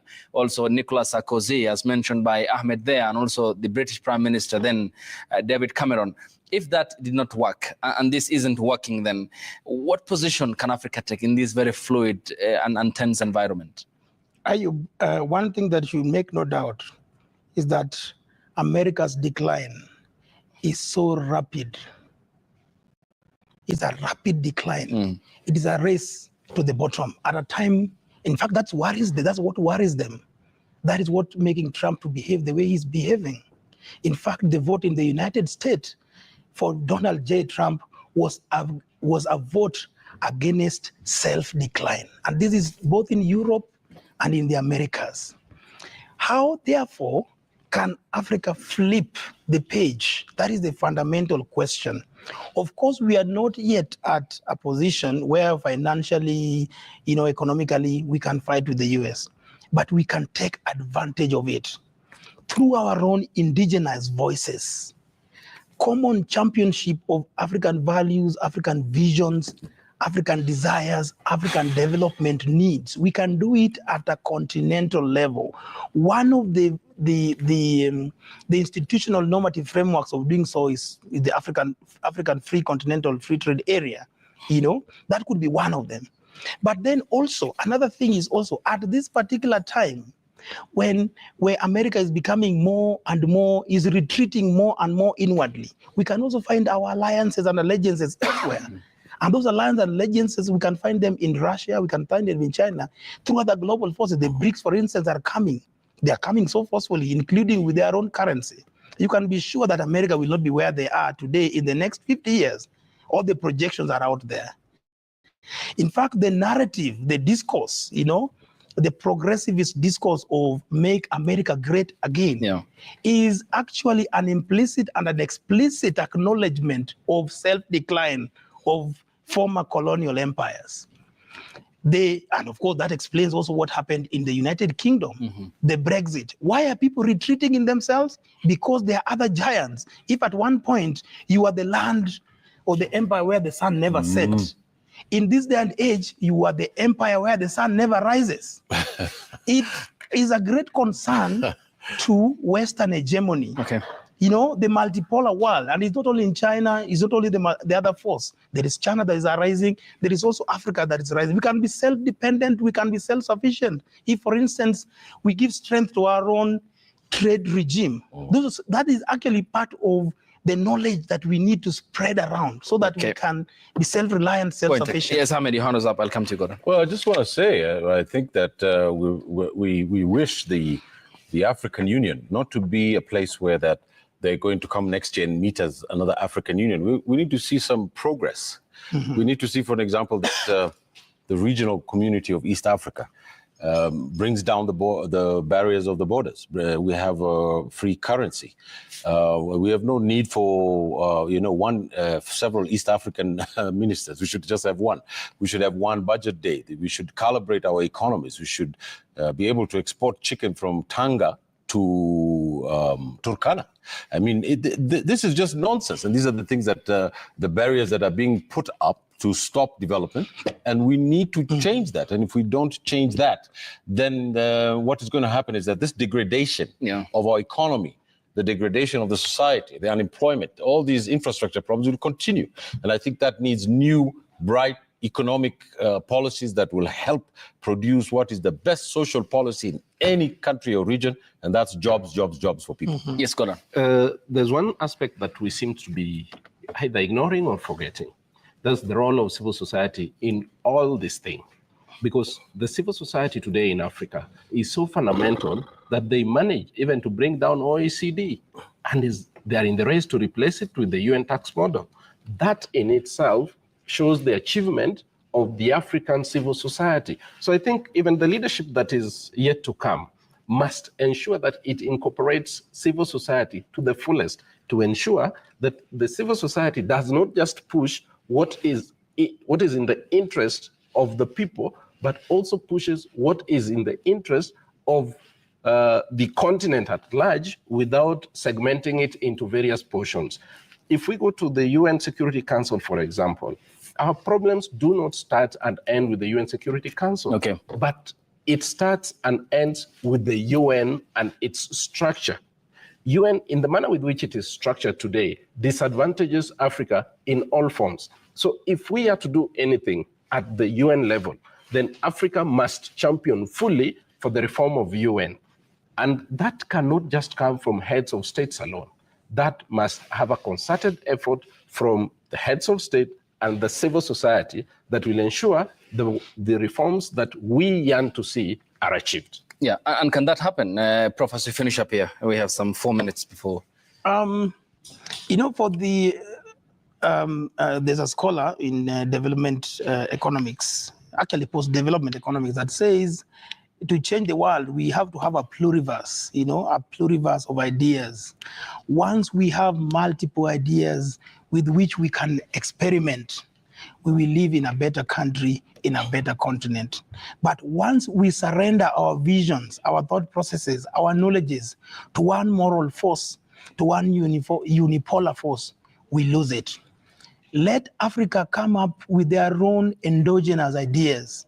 Before, visionary Africans have come up with great ideas. People like Tom Mboya, Leopold Senghor, and the rest. For example, in this continent today, we have a new right called the right to development. That right to development was an indigenous African idea, in the minds of Keba Mbaye. It is that right that has been used, by the way, since 1981 to challenge the global international economic system. Okay, it is the one narrative the one discourse that has been used to challenge the hegemony, the structural disadvantages that really harm and hurt the people of the global south.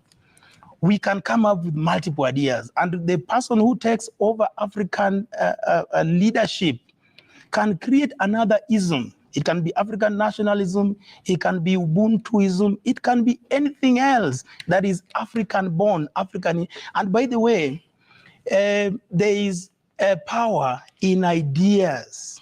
The world in which we live today is controlled by knowledge practice. You know, it doesn't have to be action all the time. It's knowledge practice. All the neoliberalisms, the isms, communism, human rights ideas, all these are just ideas that are practiced. Okay. If an African leader can come up with one discourse in form of an idea, we can revolutionize Africa, we can change the world, with the world will actually follow our visions. Yes, Ahmed, final comment. The great Bessie Head, the novelist from Botswana, said that Africans wear their poverty with dignity because they know that this poverty is not theirs, it's man-made. I think it's time we threw out the wearing of this kind of poverty and replace it with a sovereign Africa that is in charge of its continent, that we can march into the stage of history and we can do what our forefathers have fought for and not rest, because right now what we are doing is just politicking and not having a cause. The cause of Africa is still alive. Okay, yes, Gordon. Finally, from my end, I want to sincerely wish Kenyan candidate Raila Odinga the very best in this race.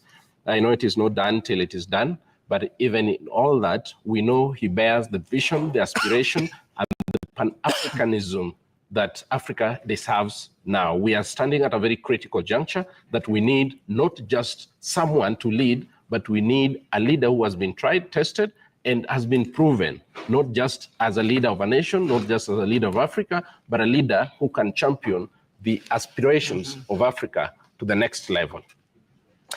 Much appreciated, gentlemen. A 9-hour marathon show now. I hand over the baton to my colleagues who will be in shortly.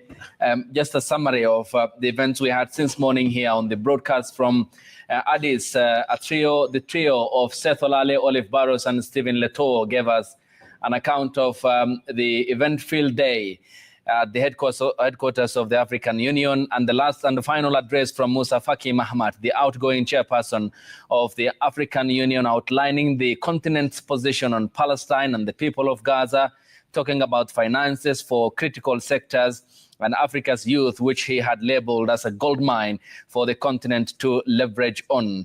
Also, the maiden speech debut by Joao Lourenço, the Republic of Angola's president, who talked about silence in the guns, and here given the example of the Eastern Democratic Republic of the Congo, peace and stability and finance, as he took over from Mohammed Al-Oud Sheikh Al-Ghazouani, the president of the Islamic Republic of Mauritania. Maya Motley, the chairperson of the Caribbean Community countries, also gave a speech, a moving one, gripping to that effect, confronting the challenges of the new world, ending the middlemen and the concept of new colonialism. Stability of the world depends on the stability of the Africa, she said, talking about the apartheid and its end in South Africa. Visa policies she also talked about. Antonio Guterres also said there's need for African positions, permanently so, at the United Nations Security Council, when he expressed his own concerns regarding how the world had failed to settle globally demanding attention activities, including the wars in Europe and the situation in Gaza. For now, though, my colleagues are here to hand over the baton. Lulu Hassan and Rashid Abdallah are here with us. They will be taking over this live broadcast from now till the conclusion, where we'll be having a winner of the African Union Commission chairperson. Rashid, karibu. I'm being challenged to speak Swahili. Yes, I can. Clearly, wage tunawaambia wananchi, wakaribisha wananchi katika sehemu ya Kiswahili. That's if you do your English. Naam, lakini bado ni timu anglophone, kwa hiyo na wasiwasi. Shukrani sana. Kiongozi. Good to see you. Much appreciated. Wow. Okay, thank you. This is handing over to you, ladies and gentlemen. A long day. We'll be looking at the outcome. Wakenya wanatarajia mengi kutoka Addis Ababa, Ethiopia. Tuna wenzetu Seth Olale, Olive Barros na Stephen Leto ambao watatupatia taarifa kamili kutoka Ethiopia, kule ambapo marais wamejumuika katika hafla iliyowaleta pamoja viongozi kutoka bara la Afrika kuweza kuzingatia mambo muhimu yakiwemo mambo ya shida ambazo bado bara linakabidhi bara kabisa. Vizuri sana, lakini pia sisi shukrani sana kwa kazi umeweza kuifanya kuanzia asubuhi. Tumekuwa tukifuatilia hatua kwa hatua. Ayub Abdikadir ameweza kutujengea picha kwa jinsi yale ambayo alikuwa anaendelea katika nchi ya Ethiopia. Amechanganua hapa na wachanganuzi kujaribu kuweza kuangalia baadhi ya karata ambazo zitakuwa ni muhimu sana siku ya leo wakati ile kura ya siri itakuwa inapigwa. Kwa hiyo nafikiri kwetu sisi ni kujaribu kuendeleza pale alipoachia. Na mnaarifia kwa hivi sasa chakula cha mchana wamemaliza, wako ndani muda ya saa 11:30 hadi saa 12 hapo basi uchaguzi utaanza rasmi. Na mtazamaji, nafikiri kwamba ni safari ambayo ni muhimu sana katika mustakabali wa Afrika, na atakayepewa jukumu atakuwa na kibarua kama alivyozungumza Ayub Abdikadir mapema, kuwaunganisha Waafrika pamoja. Kuna nchi ambazo zinakumbana na mizozo ya hapa na pale, ni mojawapo ya masuala ambayo atakuwa yanasubiriwa. Kuna masuala ya kidiplomasia baina ya nchi na nchi wanachama, na pia vile vile swala zima la mabadiliko ya tabia nchi ikiwa ni mojawapo ya zile ajenda ambazo zinatarajiwa kufanyiwa kazi pindi tu wanachama wale wataamua ni huyu wala si huyu. Na matarajio ni mengi mtazamaji, kutoka kwa viongozi na wananchi kule mashinani. Wanasemaje siku hii leo? Nipo katika eneo la Mpeketoni ambapo hii leo ikiwa ile siku kuu ya uchaguzi Addis Ababa nchini Ethiopia, ili kumchagua mwenyekiti wa tume ya Umoja wa Afrika AUC. Ikumbuka kwamba Raila Odinga aliyekuwa waziri mkuu wa taifa la Kenya anaminyana na wagombea wengine wawili, ambaye ni yule Mahmoud Ali wa Djibouti pamoja na Richard kutoka kule Madagascar. Pengine kwa leo tuweza tu kujumuika na wenyeji hapa ili tuweze kusikia kauli yao kuhusiana na uchaguzi huu. Mimi maoni yangu ni Raila apate hiyo kiti ya AU. Nafikiri katika Afrika itakuwa ni faida kubwa sana kwetu, na baba kwa viti amezitafuta sana hapa Kenya na hajawahi kupata kiti, so akipata hiyo itakuwa ni mzuri sana kwa wana Kenya wote. Na hivi sasa tunaongea, Kenya iko katika shida nyingi sana. Hizi shida ambazo tuko nazo za abduction, shida za economy na shida nyingi ambazo zinapeleka sisi wananchi ambao ni wa kawaida kupata kuumia. Huu mzee amekuwa mstari wa mbele. Kwa nini? Yeye anapoongea mara moja hivi, zile nchi za mataifa za kule nje huwa zinamsikiza.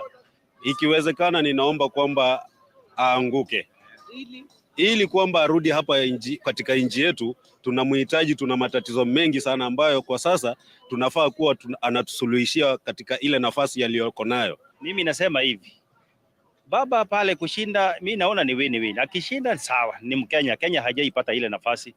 Lakini akishindwa pia ni win, maana tunamhitaji hapa. Maana tumeona kuna court ruling ambayo imefanyika juzi. Hii mambo ya majority party. Na sisi tumeona vile imekorogwa pale bungeni. Wa Kenya na wale ambaye ni speaker wa National Assembly hafuati sheria. Kwa hivyo sisi tunataka baba arudi, akuje tuhakisha hii Kenya tunainyorosha. Kwa hivyo ni mtu ambaye amekuwa na mchango wenye umuhimu sana, na ni mtu ambaye amechangia demokrasia kubwa sana katika nchi hii ya Kenya.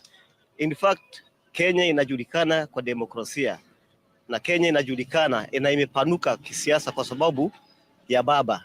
Hatuwezi kuwa tunategemea Raila Odinga ati kwamba yeye ndo atakuja kutusaidia sisi kama Wakenya, kutokana na mtu ambaye tulimchagua sisi wenyewe. Tuliamka mapema, tukamnyima Raila nafasi, tukampa Ruto nafasi.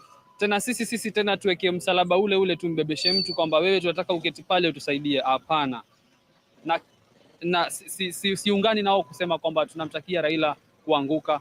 Akipata sawa, ni ushindi kwetu sisi wa Kenya, na akikosa ni sawa kwetu sisi washindi kwa Kenya, ukitumia fikra hizo za kwamba atakuja hapa nchini kutusaidia sisi.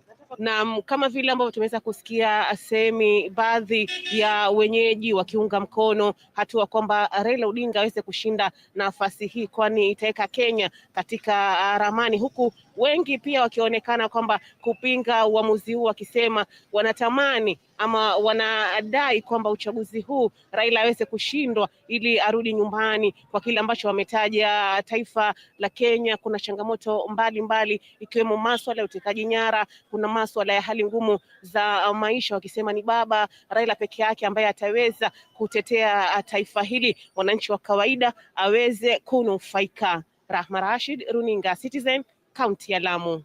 Ujumbe wangu katika Jamhuri ya AU nasema ya kwamba naomba marais wote watusaidie, watujagulie rais wetu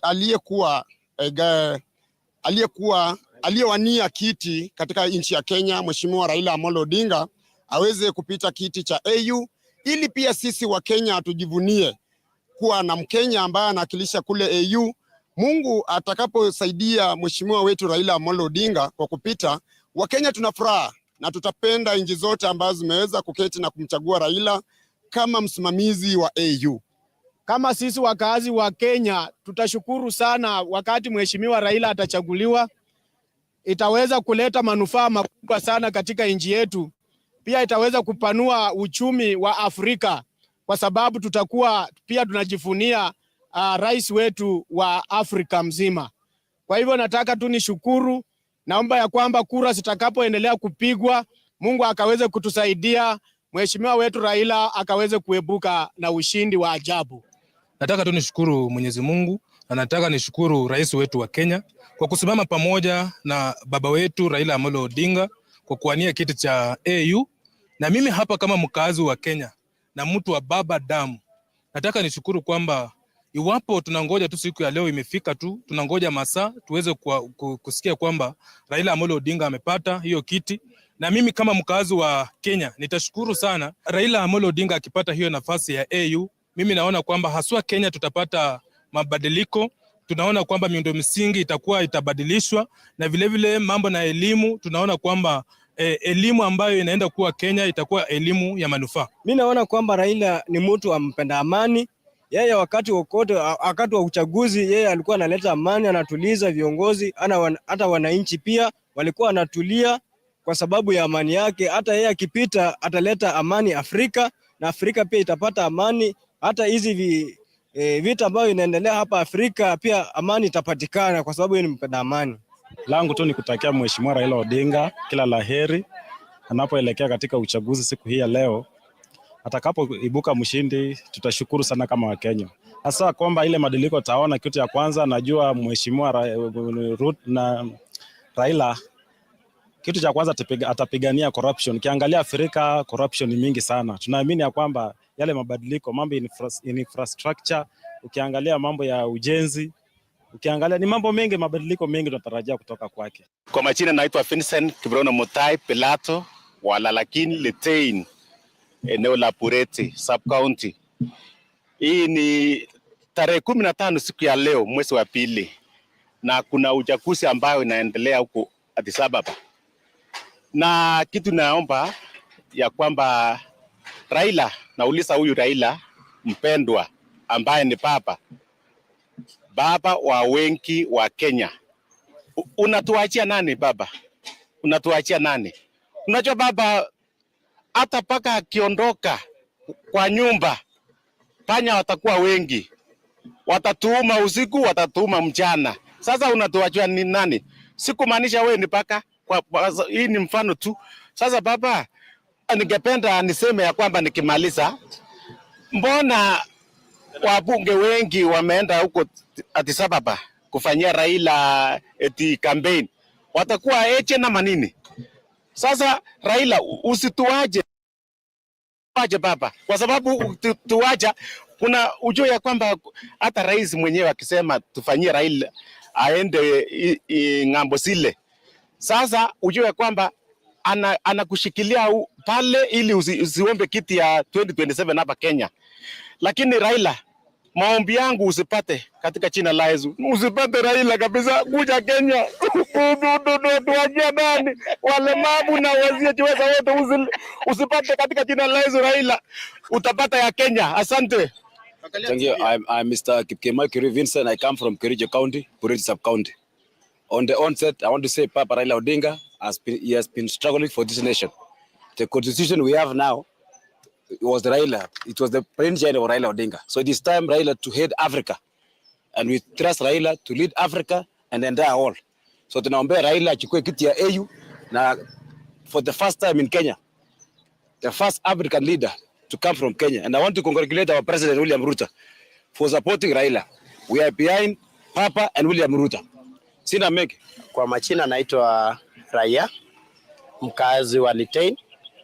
na kulingana na maoni yangu kuhusu uchaguzi wa AU, nilikuwa naonelea kweli Raila ameng'ang'ana, lakini mbona maimbizi wengi wameenda huko AU watumalizie pesa yetu? Wangewaachia Raila aenda ang'ang'ane, aombe kiti hiyo, kwa sababu kama iko na manufaa kwetu, ingekuwa Raila mwenyewe ndo angeenda atung'ang'anie huko. Lakini tunaona maimbizi wako na njama zao, mbona waende wao huko? Kweli kwa kwetu atungetarajia maimbizi waende huko. Tulikuwa tunataka Raila peke yake na president waende.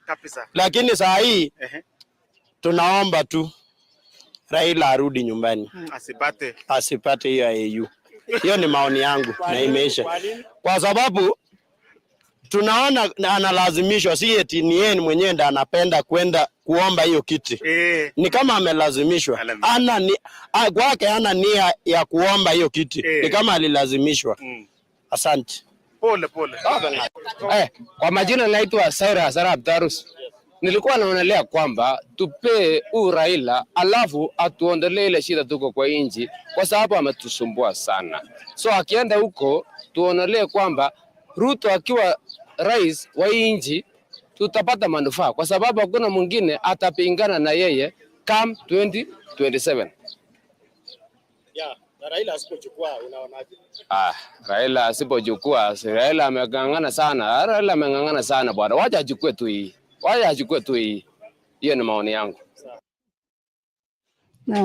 Naam, bila shaka mtazamaji wa Kenya wanapaza sauti zao, maoni yao na kile ambacho wanahisi wakati tunasubiri ile kura ya siri ambayo itakuwa inapigwa kule Ethiopia. Na hapa studioni ukiangalia tuko peke yetu, Daktari Edgar Githua shafika hapa, mtaalamu masuala ya kigeni na diplomasia. Karibu sana katika studio zetu.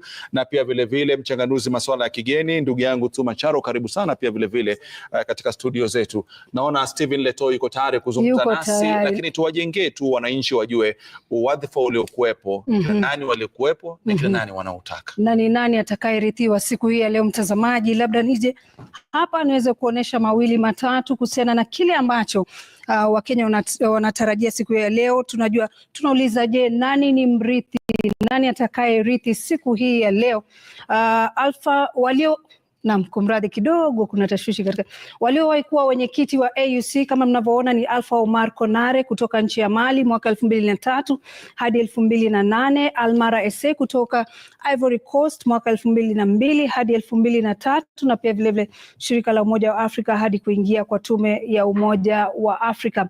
Naam, tunauliza nani mrithi wa Musa Faki Mahamat siku hii ya leo, ambapo Mahmoud Ali Yusuf kutoka Djibouti atakuwa anajaribu siku hii ya leo.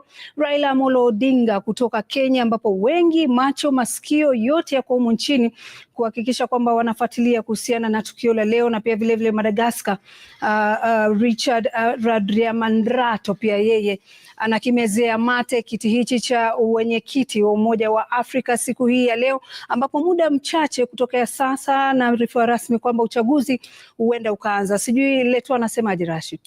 Na bila shaka Lulu, nafikiri umeweza kujengea picha ya kujua wale ambao wako katika kinyang'anyiro hichi, lakini swali ambalo najua pia wachanganuzi watakuwa wanajiuliza na Mkenya ambaye anajiuliza na Steve Leto pia anajiuliza ni kwamba katika siku ya leo itakuwa watu wanaegemea kule kwa mwanasiasa mkongwe ambaye ni bingwa wa mageuzi, watakuwa wanakimbilia kwa mwanadiplomasia mahiri, ama watakuwa wanakwenda kwa mchumi shupavu? Ndio maswali, maana kila mtu ana sifa zake, kila mtu ana kile kitu ambacho watu wanakipigia makofi, lakini unapojua katika kura lazima mwingine apate nyingi, wengine wapate chache. Ni yupi ambaye atapata nyingi hatujui, ni jambo la kusubiri. Lakini Stephen Leto yuko pale, ameona kwamba viongozi bado wako mbioni wakijaribu kushawishi. Hakuna aliyekata tamaa, wakijua kwamba hata sekunde inaweza leta ushindi kwa upande wa yule mgombea ambaye wanampigia debe. Hali ikoje ukizingatia idadi ya viongozi waliofika kule, ikizingatia kwamba kuna sitofahamu iliyopo kati ya barua iliyotolewa hapo jana kutoka kule Sadak? Hali ikoje hadi kufikia sasa? Rashid na Lulu, ni kweli nyusi joto hapa katika makao makuu ya AU yapo juu sana, manake niliko sasa ni nje tu ya ukumbi huu wa Nelson Mandela Hall.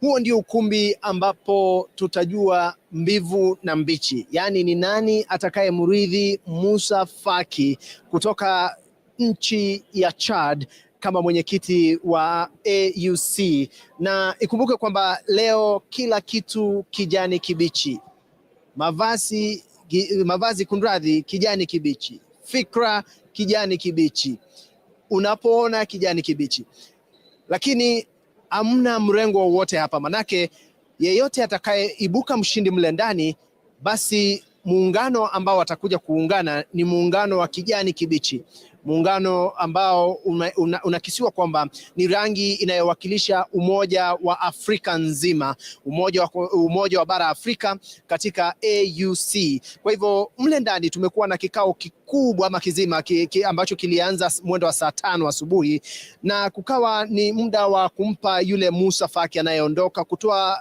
hotuba yake ya mwisho, akisema kwamba kwa miaka 8 sasa amefanya kile anachotaja kwamba ni uwezo wake kama mwenyekiti alipochaguliwa. Kwa hivyo amesema tu masuala kadhaa ambayo aliyapitia kwenye ofisi, na wale ambao pia walikuja kuzungumza baada yake ni pamoja na Antonio Guterres ambaye ni katibu mkuu wa Umoja wa Mataifa, yani United Nations, akizungumzia masuala mengi ambayo yanakumba bara Afrika, ikiwemo usalama na utovu wa usalama haswa katika maeneo ya Sudan, taifa la Sudan, pamoja na mashariki mwa DR Congo.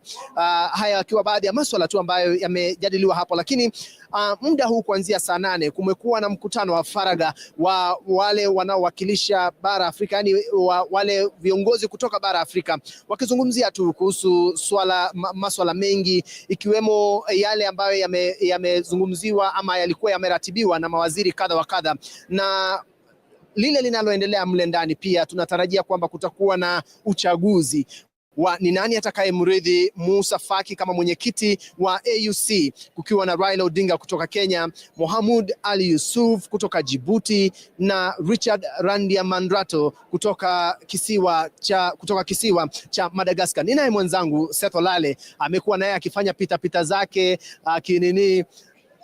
Kulaki rasmi. Hii ndio kulaki.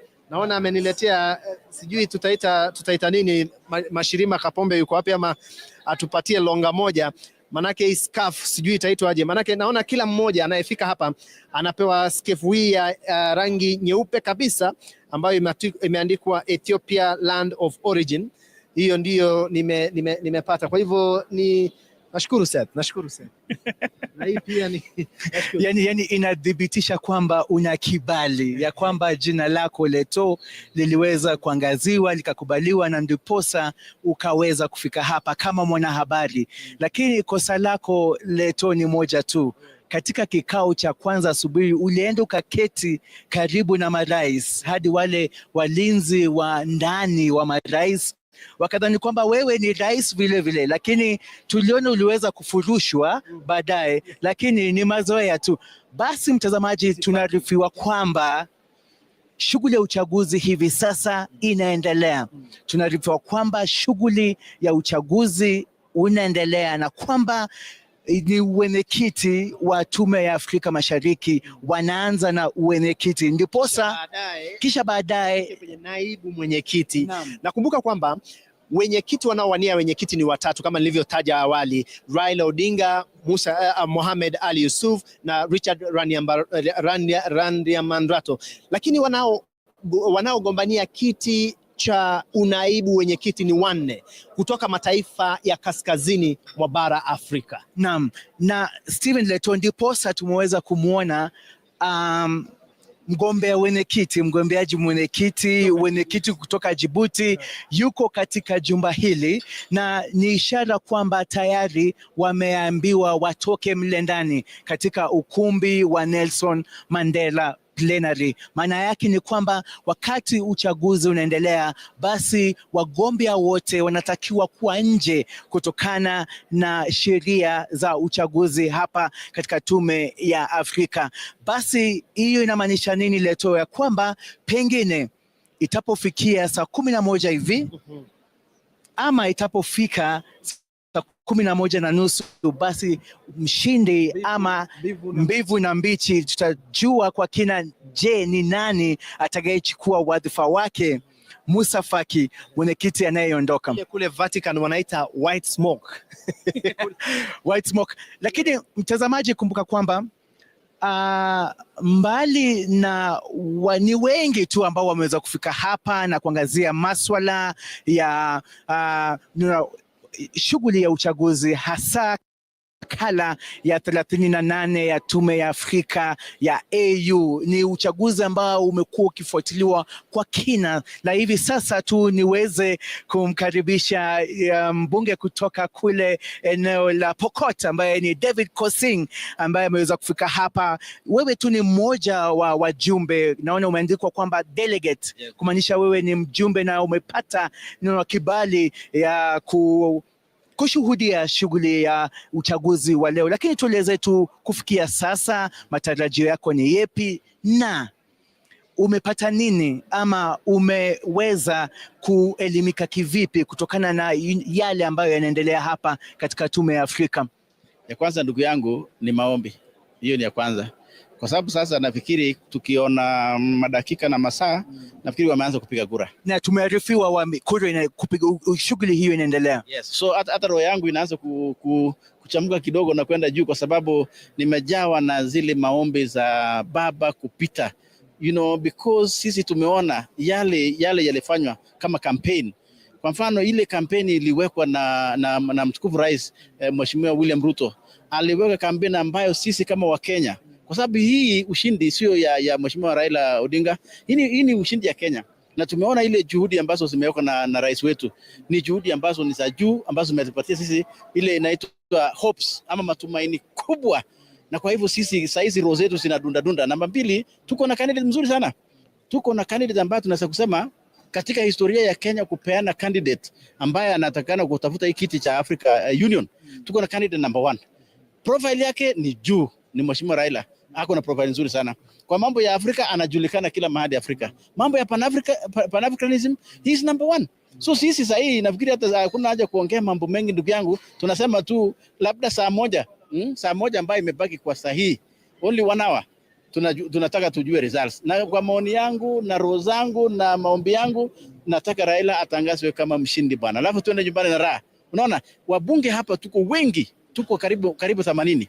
Wabunge, governors, MCAs ambao wamekuja kushuhudia historia, na mimi niko na furaha. Asante sana Citizen kunipatia time ya kuongea na kuungana na Wakenya katika historia ambayo itakuwa ni ya kwanza katika Kenya. Anaitwa David Kosing ambaye ni mbunge wa Pokot Magharibi. Ananiambia kwamba yeye tu ndio mwenyeji kutoka Pokot katika eneo. Hii ni Pokot peke yake katika Addis Ababa. Lakini nimeambiwa hakuna ng'ombe hapa, so hakuna shida. Mimi niko sawa. Hakuna ng'ombe na vile kuna amani na utulivu. Na nilipokuuliza kwamba ni yepi ambaye tumeweza kusoma ama kushuhudia uchaguzi huu wa mwenyekiti wa Tume ya Afrika, ni uchaguzi wa kidiplomasia. Yes. Na ndiposa umeweza kuona hakuna vurugu, hakuna chuki. Basi ni jambo wanasiasa kama nini wafaa wanasema kuimitate. Na sisi ndio tumeleta hiyo utulivu. So sasa hata sisi wanasiasa pia mheshimiwa umeleta utulivu aje hapa AU. Umesikia mtu yote kweli? Mimi ni mwanasiasa nimekuja, umenisikia kweli? Hii ni wakati ya kwanza tu wewe umeniuliza kuongelesha wa Kenya ni pengine kuna ulinzi mkali hapa, mkileta ile ya Kenya mnafurushwa. Nasema hii ni diplomatic. Okay, wacha nikwambie basi. Hii ni diplomatic campaign. Hata sisi pia I'm also a diplomat. Yeah, I'm a diplomat now. Look at my name. Look. Delegate, I'm a diplomat, yeah. You're a diplomat, you're not an ambassador. But the most important thing ama cha muhimu ni kwamba uchaguzi wa Tume ya Afrika ya wenyekiti wa Tume ya Afrika na naibu wenyekiti unaendelea katika ukumbi wa Nelson Mandela, na hapa nje kumekuwa tuna shughuli. Ni wengi ambao wanasubiri kwa kina matokeo ya uchaguzi ambao unaendelea. Bendera hizi hapa zina ashiria ama zinawakilisha mataifa ambayo yanashiriki makala ya 38 ya mkutano mkuu ama mkutano wa kilele cha marais ambao unaendelea hivi sasa. Kumbuka kwamba uchaguzi tu ni ajenda kwenye mkutano wa kilele wa marais. Bendera ya kwanza hapa ni bendera inayowakilisha Tume ya Afrika, yani AU. Alafu kuna bendera tu mengi hapa. Kumbuka kwamba kuna jumla ya mataifa 49 ambayo yanashiriki katika mkutano wa leo, mkutano ama kongamano kuu la kilele ambacho kinajumuisha mataifa 49, na kati ya mataifa hayo tayari kuna marais 35 ambao wameweza kuhudhuria kikao cha leo. Basi tumekita kambi hapa, tunasubiri kwa hamu na gamu kutazama na kusikiza matokeo ambayo yanasubiriwa kwa kina na wengi. Basi hii ni ishara ya kwamba mambo yako shwari. Ni shughuli ambayo iliweza kuanza mwendo wa asubuhi na ni shughuli ambayo inakaribia tamati, na kumbuka kwamba shughuli yote iko nyuma yangu katika ukumbi wa Nelson Mandela, na ni marais peke yake na maejenti wanaoendeleza shughuli ya uchaguzi ambao kwa sasa wanakubaliwa tu kuingia mle ndani. Hapa nje kuna wengi tunawaita, yani wale election observers, wale ambao wamekuja, wameteuliwa tu kuhakikisha kwamba shughuli ya leo inaelekea shwari, na tuko hapa nje vile mamia ya wanahabari kutoka vituo tofauti. Na kumbuka kwamba uchaguzi huu ama mkutano huu wa kilele wa marais kinaletwa kwako moja kwa moja kupitia runinga ya Citizen, runinga ya Ramogi, runinga ya Inoro, View Sasa na mengine. Yani tuko kote. Yani bara Afrika nzima tumeteka runinga ya Citizen, runinga ya Ramogi, runinga ya Inoro, Citizen Digital na View Sasa. Na hapa pita zangu leo nimeona kuna watu wanasema ati leo Djibouti na Madagascar wataonea AUC View Sasa. Kwa hivyo nikajua kumbe wao pia huona View Sasa huku Addis Ababa, Ethiopia. Lakini sasa tunavyoarifiwa kwamba yani kuna joto jingi humu ndani kwenye Nelson Mandela Hall, joto jingi yani hawezi karibia mle ndani. Rashid ataita jeke na ndivyo hivyo ilivyo, manake nyusi joto mle ndani. Ni sawia tu tulipoona kwamba muda wa kwanza ama katika kikao cha kwanza tulikuwa tunaona Rais WilliamRuto akiwa yani alikuwa anakosa amani kabisa mle ndani, akipita hata wakati kulikuwa na shughuli nzima ama hotuba zikitolewa tulikuwa tunamuona akinong'onezea rais mwingine, yani ishara tosha kwamba alikuwa anafanya ile kampeni za chini ya meza. Na hivi sasa uchaguzi unaendelea humu ndani, hata katika pilika ya upigaji picha ya marais uliweza kuona kwamba alisalia nyuma akiwaongelesha tu baadhi ya marais. Ishara tu kwamba Rais WilliamRuto yaonekana kwamba ametia nguvu kabisa kwenye shughuli hii, akitaka taifa la Kenya lichukue usukani wa African Union Commission, yani AUC, wenye kiti huo chini ya uongozi wake Raila Odinga. Lakini kumbuka kwamba upigaji kura hapa ni sheria ya thuluthi mbili. Yani iwapo hakuna yeyote ambaye amepata thuluthi mbili, basi tunaenda raundi ya pili. Iwapo hawajapata thuluthi mbili wakati wa raundi ya pili, wanaenda tena raundi ya tatu. Na ikifika wakati sasa hakuna thuluthi mbili kabisa, basi uchaguzi huo uende ukaahirishwa. Na ukumbuka kwamba Leto anayesalia wa mwisho basi anaondolewa katika awamu ya tatu ya uchaguzi. Na sasa kuna hesabu hapa, kwa sababu kulingana na wadadisi, si ati naegemea ama mimi ni mtaalam kwa masuala ya uchaguzi wa Tume ya Afrika, lakini kuna wale wandani wa uchaguzi wa hapa AU wanasema kwamba kulingana na kinang'anirio hiki tuseme kwa mfano Raila Amolo Odinga awe katika nafasi ya kwanza, wangependa sana anayechukua nafasi ya pili awe mwaniaji kutoka Djibouti. Kwa nini Leto? Sababu ya hilo ni kwamba taifa la Kenya ama Afrika Mashariki lina uhusiano wa karibu sana na mataifa ya kusini mwa Afrika, yani the SADC. Hivyo wanasema kwamba iwapo yule mwaniaji wa pili atakuwa Djibouti, basi wale waliomuunga mkono Madagascar na wakafeli, basi watakuja mataifa ya Afrika Kusini yatakuja kumuunga mkono Raila Odinga kumbwaga huyu wa Djibouti. Na hiyo ni kulingana na historia, ni jinsi umoja ama jumuiya ya mataifa ya kusini yani SADC yamekuwa yakiegemea upande wa kati ama mashariki mwa bara. Kuna ile inaitwa ni kama upinzani kati ya mataifa ya kutoka kusini SADC na mataifa ya kaskazini. Utaita upinzani au mashindano. Lakini haya ni mataifa gani kutoka Afrika Kusini ama the SADC? Ya kwanza ambayo ndiyo superpower, yani baba lao, utaita baba lao ni Afrika Kusini chini ya Cyril Ramaphosa ambaye yuko hapa. Cyril Ramaphosa yupo hapa ndani, lakini alifika ukumbini baada ya mkutano kuanza. Hivyo kumaanisha Cyril Ramaphosa alisafiri moja kwa moja kutoka Johannesburg, Afrika Kusini na kufika hapa Addis Ababa, Ethiopia leo. Basi mtazamaji, tuna matokeo ya kwanza ya jumuiya ya matokeo ya wenyekiti wa Tume ya Afrika.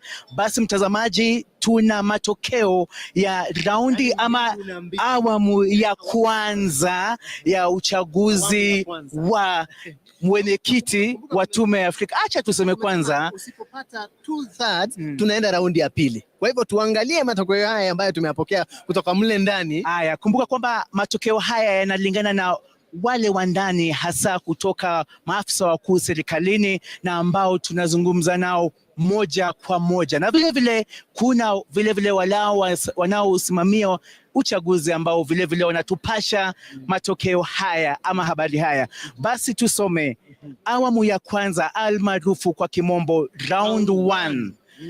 Raila Amolo Odinga kura 22, Mohamud Yusuf Ali kura 19, Richard Randriamandrato kutoka Madagascar kura 7, naye kura moja ilisusiwa, yani abstained ni moja.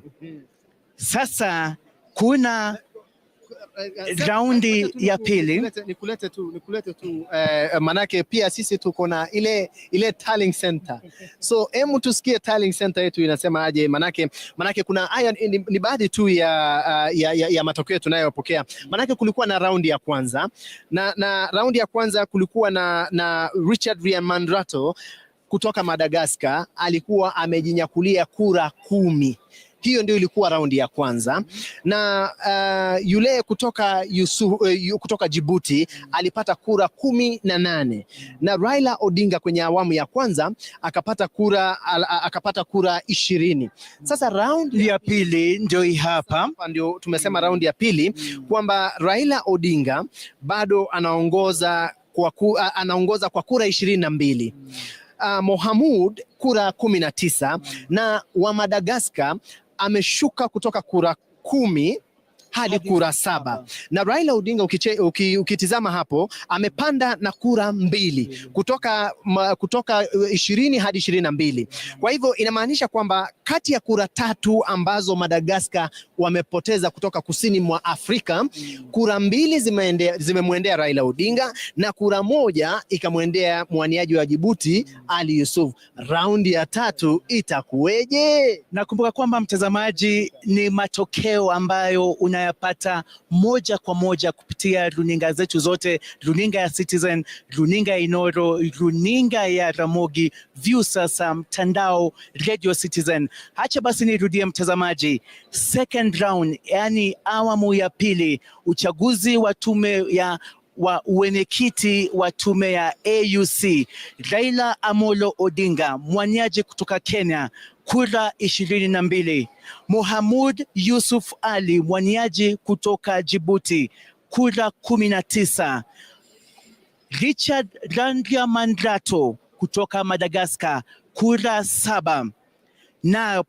Nayo kulikuwa na kura moja ambayo ilipotea, yani wanaita abstain. Kwa hivyo Raila Amolo Odinga ameongoza awamu ya kwanza, yani round 1 of the votes. Alafu tena mgombea kutoka Kenya Raila Amolo Odinga anaongoza katika raundi ya pili. Kumbuka kwamba Raila Amolo Odinga raundi ya kwanza aliweza kupata kura 20, lakini katika raundi ya pili ameongeza kura 2, na sasa Raila Amolo Odinga, mwaniaji wa wenyekiti wa Tume ya Afrika AUC, anaongoza na kura 22. Anafuatiwa kwa karibu na Mohamud Yusuf Ali, mwaniaji kutoka Djibouti, naye Madagascar inawakilishwa na Richard Randriamandro ambaye ako katika nafasi ya 3 na kura 7 kufikia awamu ya 3. Naam, Leto, kulingana na sheria za AU ama katika uchaguzi wa AU, basi baada ya awamu ya 3, kwa sababu kufikia sasa hakuna ambaye amepata thuluthi 2/3, hakuna. Watapopiga kura katika awamu ya 3, basi watafanya ile inaitwa average tally, na yule ambaye amemaliza wa mwisho basi atondolewa, alafu wataelekea katika awamu ya head to head, yani wawili bora. Yes. Na kulingana na yale ambayo tumepata, raundi ya kwanza Raila Odinga ameongoza kwa kura 20. Raundi ya pili Raila Odinga ameongoza kwa kura 22.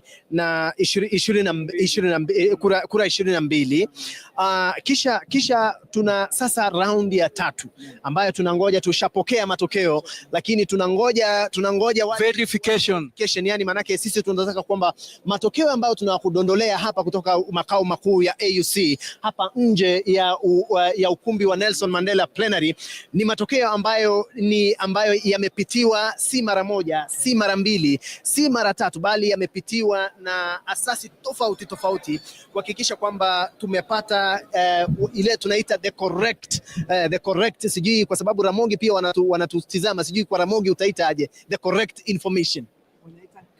Kaka Otimore. Yani tunataka Kaka Otimore. Sijui Gitonga yuko wapi pia atuelezee kwa kule kwenye county za kati. Gitonga ni mpiga picha sasa. The correct information kwa county za kati wataita aje Gitonga? Basi mtazamaji, tuna matokeo ya awamu ya 3. Tumepokea matokeo ya awamu ya 3, lakini hatuwezi tangaza.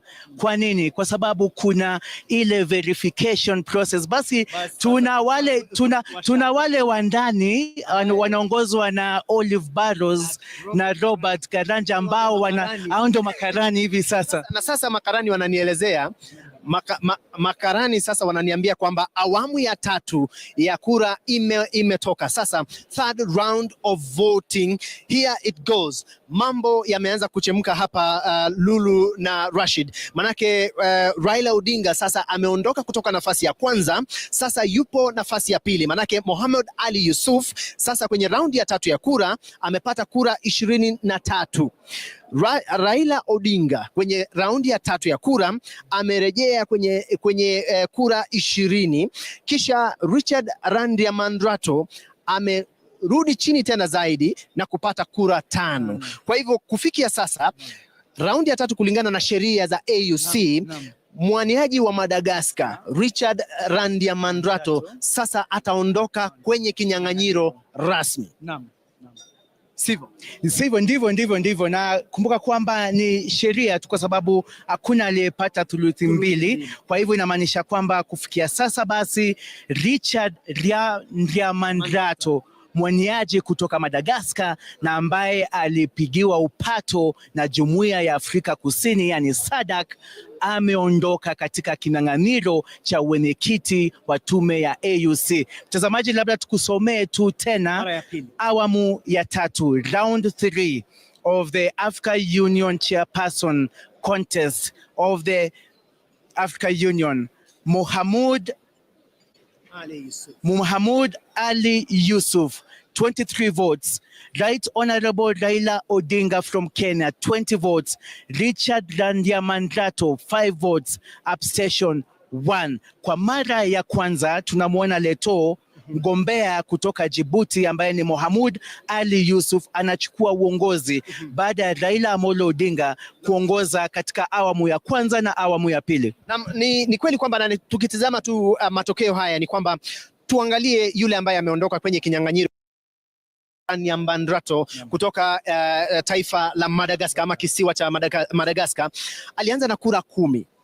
Ameshuka akaingia kura 7 na sasa amefika kura 5. Na kura 5 hizo zikawa zimemuondoa sasa kwenye kinyang'anyiro rasmi. Lakini ukitizama kwamba kwenye raundi ya pili ya kura Raila Odinga alizua kura nyingi kutoka kwa the SADC, yani mataifa ya Afrika Kusini, akapata kati ya kura 3 zilizoondoka kutoka kwa Ranian Mandrato, kura 2 zilimwendea Raila Odinga na kura 1 ikamwendea Mohamud Ali Yusuf. Sasa tuje kwenye raundi ya 3 ya kura ambapo Raila Odinga ameshuka tena kutoka kura 20, kumaanisha kwamba yale mataifa mawili huenda ndio yameshuka tena kutoka kwa idadi ya 22 na kurejea kwenye idadi ya 20. Hivyo Mohamud naye kupanda kutoka kura alipata kutoka kura kunradi tuone alitoka kwenye kura 20 kidogo tuangalie hii sava yetu inasemaje, hadi 23, kumaanisha kwamba amezoa kura zile 2 na akaongeza na kura ile yake 1. Waona? Sasa tunaye raundi ya 3 kwamba kura 5 sasa ndio zimedondoka. Kura hizi zikidondoka inamaanisha kwamba kura 5 zote za Madagascar zikimwendea Raila Odinga hatafikia thuluthi 2. Na kura zote 5 za Madagascar zikifika ama zikimwendea Mohamud Ali Yusuf, basi pia hatakuwa amefika thuluthi 2 ya kura. Hivyo kampeni zipo sasa kunyang'anyana kura. Na Leto, kumbuka kwamba tulikuwa tunatarajia mataifa 49 yashiriki uchaguzi wa leo. Yani kama wangeshiriki wote basi ingekuwa ni 100%. Mataifa ngapi yameshiriki? Sasa hapo ndipo mbivu na mbichi itabainika. Kwa sababu kumbuka kwamba thuluthi 2 itakuwa inaashiria the total votes cast. Naam. Kwa hivyo mbivu na mbichi pia huenda ikabainika iwapo the 100% thuluthi 2 inatumika kwa 100% ya mataifa 49 ambayo yanajumuika katika mkutano ama mataifa ambayo yameshiriki uchaguzi. Kumbuka kwamba kuna mataifa 6 ambayo yani yamepigwa marufuku kwa kinyang'anyiro hichi. Ni pamoja na taifa la Mali, taifa la Sudan, taifa la Burkina Faso, taifa la Niger, taifa la Guinea. Yani manake wana mzozano wa kisiasa na wa kiuongozi. Hivyo kuna mataifa 6. Je, mataifa 6 hayo yatajumuishwa kwenye thuluthi 2 ama ni mataifa tu ambayo yameshiriki? Naam, basi ni wandani wa uchaguzi wana diplomasia ambao wanaandaa uchaguzi wa uwenyekiti na naibu wenyekiti wa Tume ya Afrika, watatueleza kwa kina. Lakini Leto, Jumuiya ya Afrika Kusini iliashiriwa mbeleni kwamba huenda ikawa kwa kimombo tunaita swing region ama swing area, na ndiposa ile barua ambayo iliandikwa na katibu mkuu wa kutoka Jumuiya ya Afrika Kusini ilileta tumbo joto. Manake kwa mara ya kwanza usimamizi wa Jumuiya ya Afrika Kusini yani SADC ilijitokeza wazi na kusema ama kuwataka wanachama 16 kutoka eneo hilo kumpigia kura mgombea kutoka Madagascar Richard Mandrato. Kwa nini? Madagascar ni mojawapo wa mwanachama wa Afrika Kusini, na ndiposa hiyo jana kabla hata hujasema hiyo jana, nina matokeo ya raundi ya 4 tena. Yani wale makarani wetu Olive Barrows na Robert Karanja, tuna matokeo ya raundi ya 4 ambayo tulikuwa tumesema kwamba hii ni ile tunaita raundi ya head to head. Yani hakuna hatuna yule ambaye yuko upande mwingine. Yani tuna matokeo ya head to head, na matokeo ya head to head round 4 ni kama yafuatayo. Djibouti imepata kura 25. Kenya imepata kura 21. Kura moja ikaharibika. Sijui aliyoandika WilliamRuto ama nini, akaambiwa kwamba huyu alishadondoka kwenye kinyang'anyiro. Kisha wawili wakasusia uchaguzi huo. Kwa hivyo tunavyotizama sasa, Djibouti ipo mbele na kura 25. Mohamed Ali Yusuf 25 votes, Raila Odinga of Kenya 21 votes, spoiled votes 1, abstainers vote 2. So 2 countries abstain. Ukitizama nambari hizi, sijui kama tumenusia ama tumekaribia thuluthi mbili, manake uchaguzi huu upo kwenye njia panda, tunaweza sema. Manake kule ndani ni kama hamna yule anayetaka kulegeza kamba, hamna yule anayetaka kuvuka sakafu. Lakini kulingana na jinsi ilivyo, kura 5 zilidondoka. Tuangazie kura hizi 5 zimeelekea upande gani? Manake tunaona kwamba Djibouti imepanda ngazi kutoka 23 hadi 25. Hivyo kumaanisha kura 2 kati ya zile 5 zilifanya nini? Zilipanda ngazi ya Djibouti.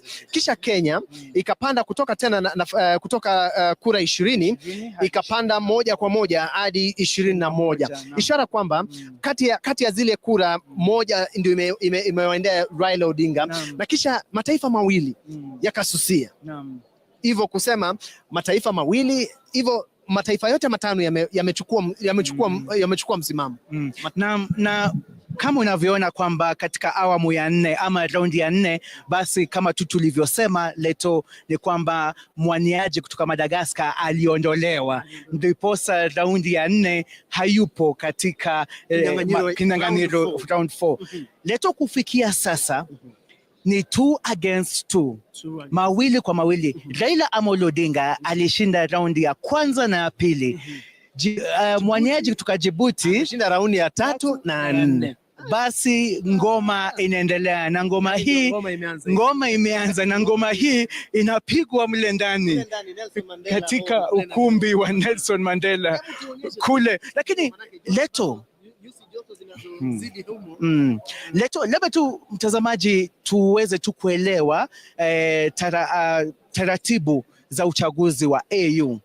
Kumbuka kwamba wawili hawa kufikia sasa hakuna ambaye amepata thuluthi mbili, na kumbuka kwamba kuna kipengee katika taratibu za uchaguzi wa AU ambao unaweza kuidhinishwa, ya kwamba iwapo kuna vuta ni kuvute katika wale wagombea wawili na hawapati thuluthi mbili, anayesimamia uchaguzi huu anaweza kutoa uamuzi mara mbili, kwamba anaweza waambia wale wanaopiga kura tuende katika head to head decider, ama kulingana na ratiba ya leo vile anaweza sema kwamba basi upigaji kura wa wenyekiti utahairishwa hadi katika kikao maalum, yani tunaita kwamba special session. Nakumbuka atakayekuwa anakalia kiti hicho basi atakuwa naibu ambaye atakuwa amechaguliwa pia. Kwa hivyo ngoma bado inazidi kusakatwa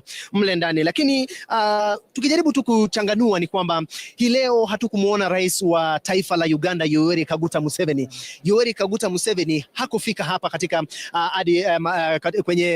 kwenye uchaguzi huu wa AUC, lakini kwenye kiti cha sehemu ya Uganda alikuwa amekalia anayemwakilisha Museveni.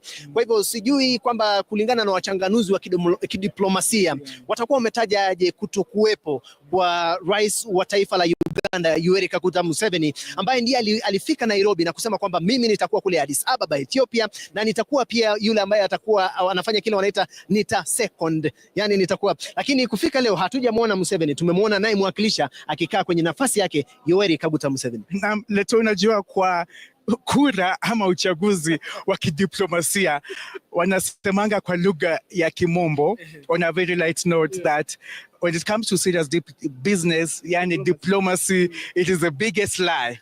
Kwa sababu diplomasia ina utaratibu wake na kuna maswala mengi ambayo huwa yanazingatiwa. Lakini kumbuka mtazamaji, mbivu na mbichi bado, kwa sababu tumefika katika awamu ya 4 na kulingana kufikia sasa ni kwamba Raila Amolo Odinga, mgombea kutoka Kenya, aliweza kushinda ama kupata kura mingi zaidi katika awamu ya kwanza na ya pili. Naye mgombea kutoka Djibouti, Mohamud Yusuf Ali, aliweza tu kujikakamua na kupata kura na kuongoza katika awamu ya 3 na ya 4. Basi tunasubiri kwa kina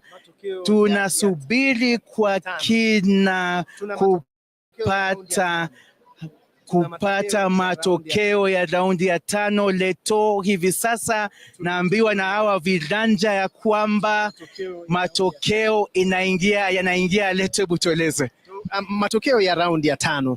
Matokeo ya raundi ya 5 ni kama yafuatavyo. Round 5 of voting.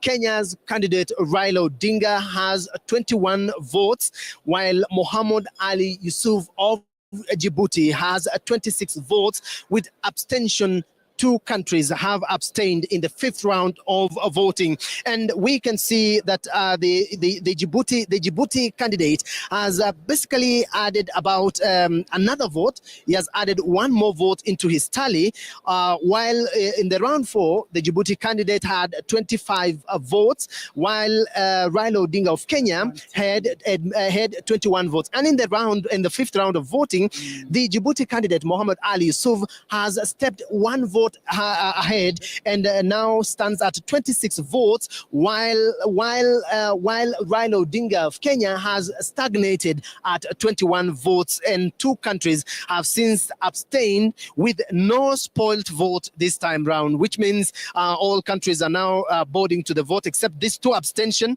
And we just want to see, Seth, from here, where do we go in terms of the 5th round? Are we now going to climb all these rounds until round 20? As it stands, the Djibouti candidate for the chairperson of the Africa Union Commission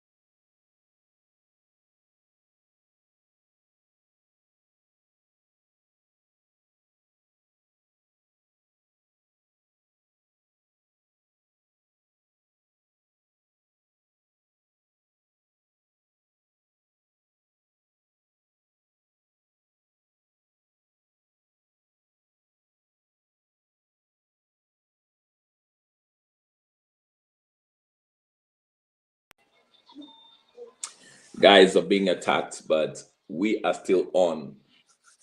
Bado tunafuatilia.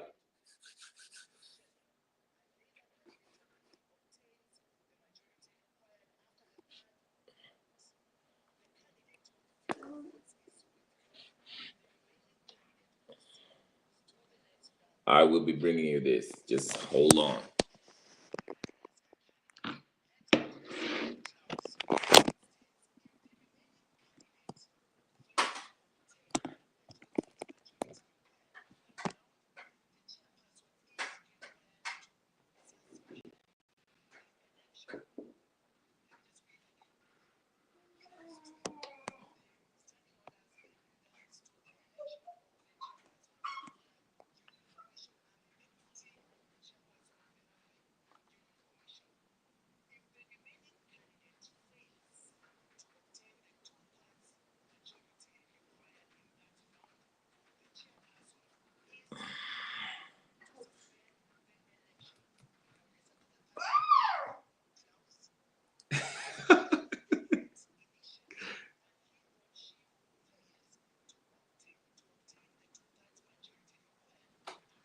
Oh, it's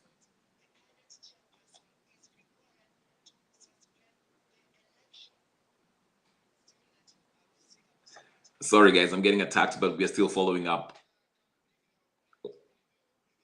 They're about to announce their next round.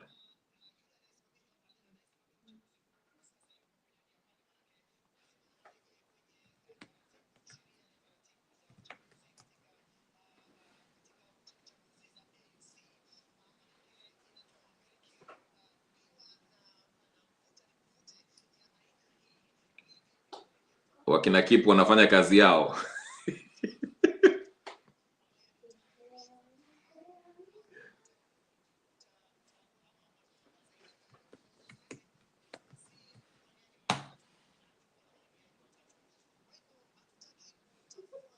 It's about to happen.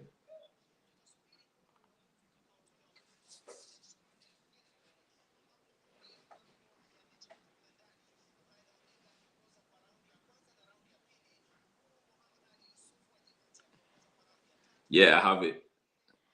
Hold on. Okay, breaking news.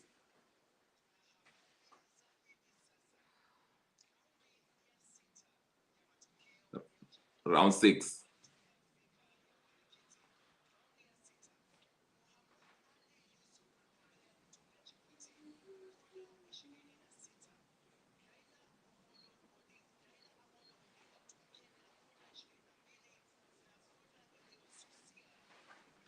Djibouti is still leading.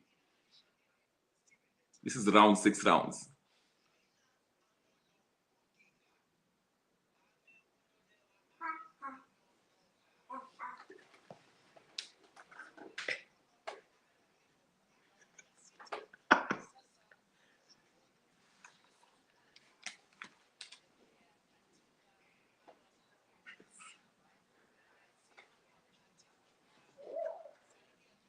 Raila is removed.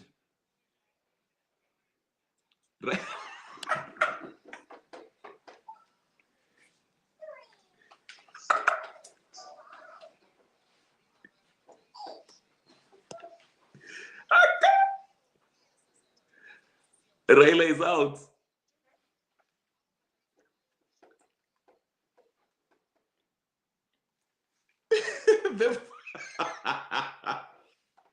Charlie. Ai, hata Githeri imeingia imeka.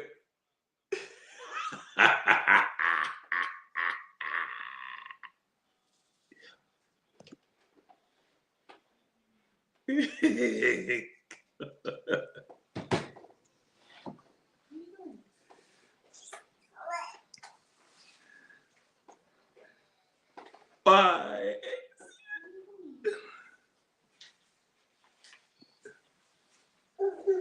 Lakini Raila amejiondoa.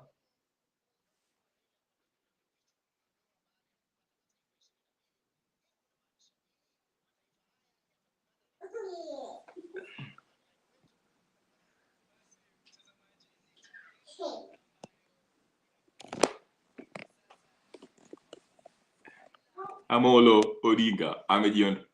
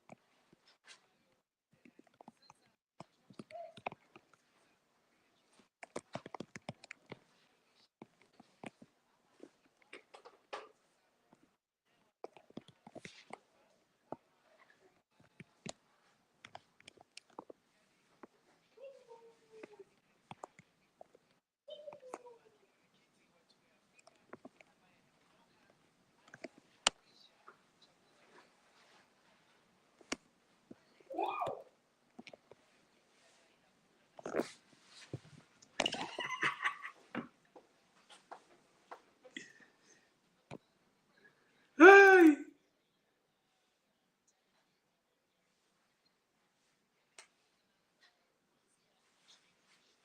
Guys, let me reset this thing.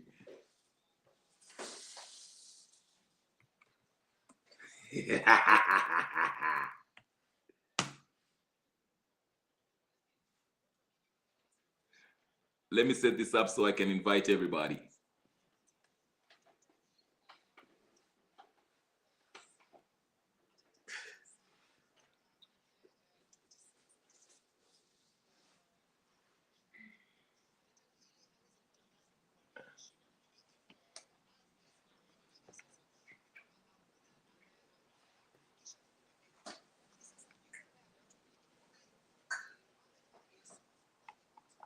Ibuti.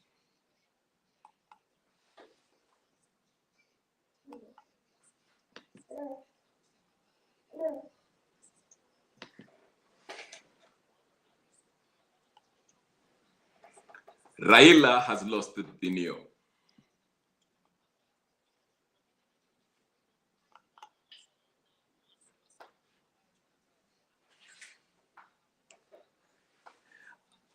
Yeah, because my computer imeatakiwa, so najaribu kuifix hapa, unajua. I'll invite everybody. Just give me a minute. Wacha najaribu kufix hapa.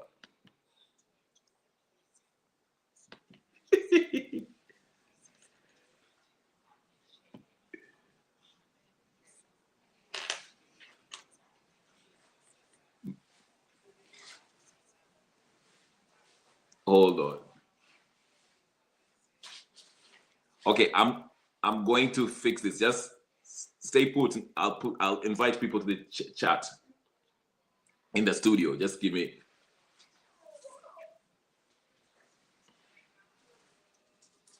Raila Molo.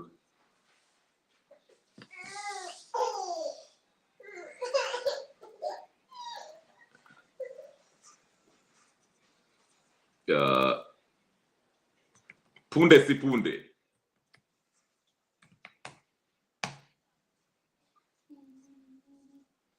Yeah. Excuse me.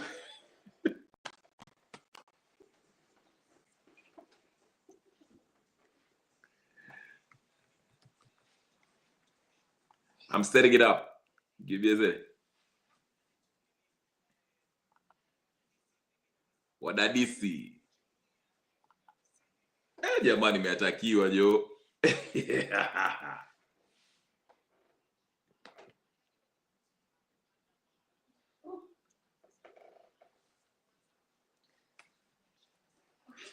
Sorry guys, I'm trying to.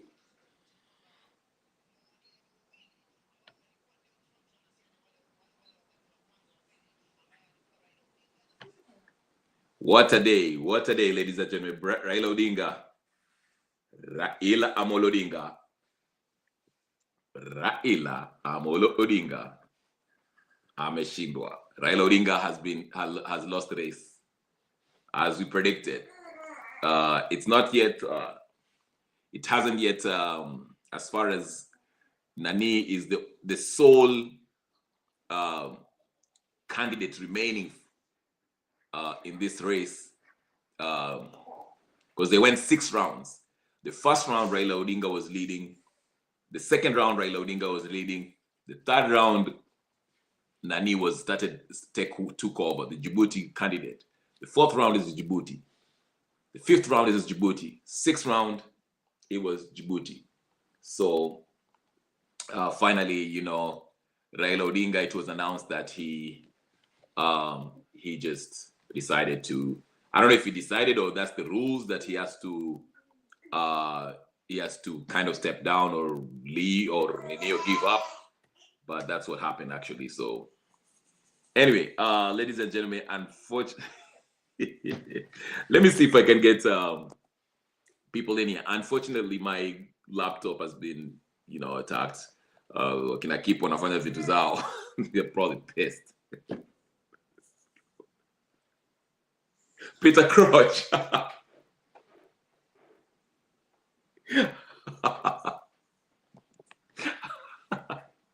Raila Odinga. Pole sana. I would like to extend my condolences now, Paul Ninio, to those working, you know, the people who were supporting Raila Odinga. It's unfortunate, but anyway, I want to hear your views, ladies and gentlemen. Oh, my hair is messed up. I want to hear your views, so nitawakaribisha. Anyone who wants to speak, let me invite anyone who feels like they want to say something. Museme maoni yenu. Mambo chambre. Haya. Tuone nani anataka kusema mambo yake. Ayaga, if you are there, please do not shy away from the camera. Na ufungue camera, tunataka kuona sura yako. If you don't open your camera, I'm not letting you in. Mpaka uonyeshe sura. Mpaka uonyeshe sura. Raila Ninio. My Yosef, my laptop internet imekatwa, si imekatwa, but it's like jamaa wamefanya ile kitu, you know. You know, somebody can always support that you are Ninio, but I'm using my other gadget. So Eric nimeweka Ninio hapo. Did you guys see the Ninio? Ninio nimeweka hapo kwa chat, kwa comment. The link for anyone who wants to really give us their 2 cents of what really they feel about this. Kama mtaki pia ni sawa, show your face, we don't want to see the joy.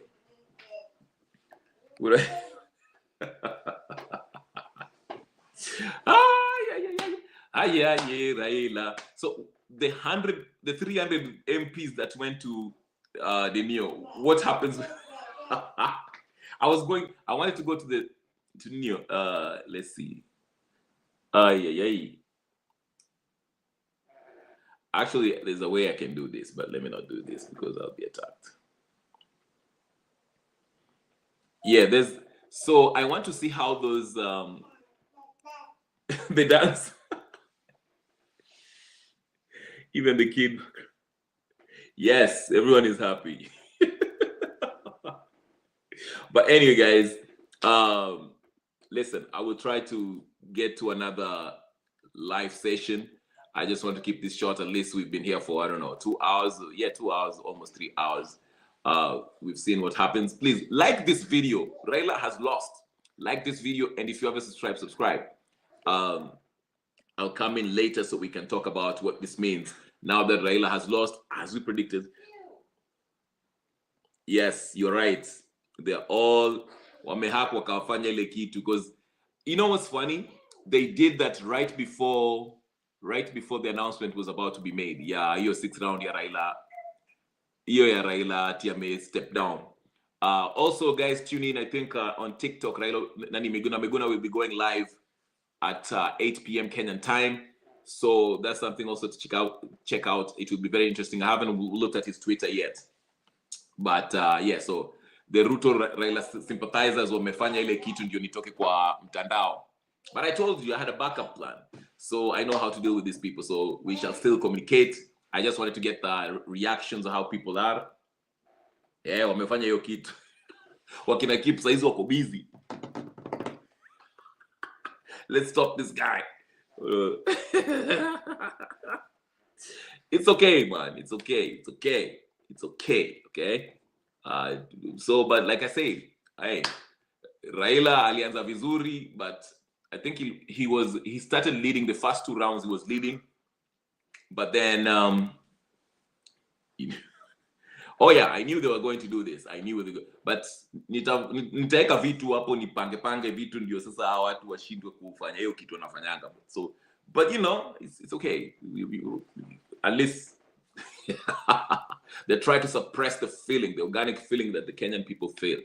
The Kenyan people were praying for Raila to, you know, I think what walihakata AUC. Yeah, walijaribu this morning. Yes, he will be holding a live. I will be watching that live. So yeah, and I told you, I mean, I said it that if the Madagascar candidate drops out, all the votes from Madagascar will go to Djibouti guy, because I mean the Francophone nations. He's a French-speaking guy. He's a Muslim, so all the Muslim nation, the Islamic nations of the north, shall probably go with the Ninio, with the Djibouti guy, and that's exactly what happened. So, not a surprise at all. No surprises here. We saw what happened, and I mean, Ruto should be happy for some reason. I think he should be happy. Raila is going to hold his hand. Makes sense about it. Yeah, the numbers don't make sense at all. I think the numbers don't make sense because there are some people who abstain from voting. You know, those people who abstain. Kumbuka kuna watu wengine hata hawakukuja hapo, they didn't even vote because there was an inio. Trump amepiga simu. Trump amepiga simu akasema Raila ashindwe. So yeah, it's very interesting. But yeah, we predicted this. We say Raila Odinga will not. Where is Ayaga? Is Ayaga doing okay? Can somebody check on him? Make sure that he's not on suicide watch or anything. He's feeling okay. Another Raila support. Where's Laban? I saw Laban too. Yeah, I think the distance might be even more than that. Yeah, keep all the sharp objects away from Ayaga and Laban. Raila supporters. But yeah, this is what happens. No surprise here. I think now it will be very interesting to see what happens in is it back? No, I need to reset it, but you're doing the thing. No, you can say it. I'm not using it. I'm using the right. So yeah, so that's what's happening. So hey, Raila Odinga, please, I make sure Githeri Media show us how Raila will be received at the JKIA. We want to see their faces. We want to see Ruto. We want to see Junet Mohammed. You know, everyone who is out there. We want to see how things go. So, yeah. But yeah, Citizen Presenter walikuwa wanacheza games. Yeah, walikuwa wanacheza games. Yeah. Unatuambia nini? Ani hizo marizazi ziko za urongo. Usiniambia ati hizo ziko jokes tumechezewa. What? Ani unasema?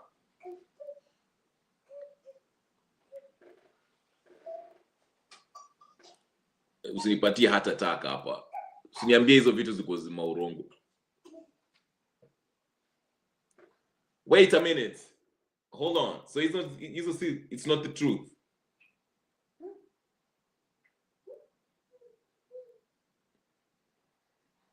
Ani unasema nini?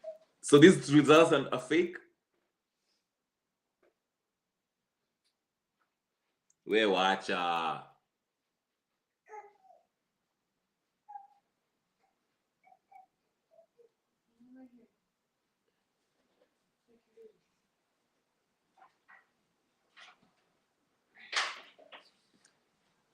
Can somebody please confirm this before I end this? Can we confirm from other sources ati Raila ameshindwa? Kwa sababu utatufanyia tuvae kwa heart attack saa hizi. Usituruinie weekendi. Wewe. Please, somebody confirm from KTN, BBC, AUC, official Ninio. Please.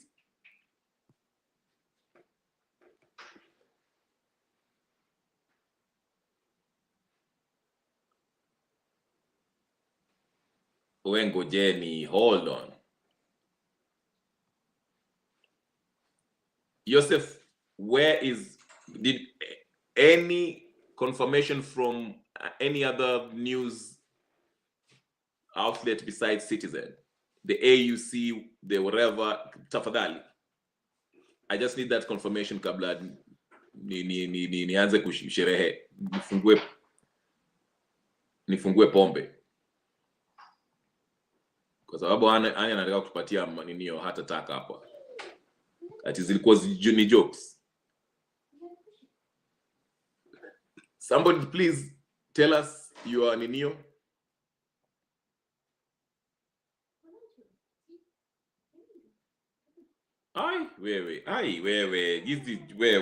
Wewe nani? Hey.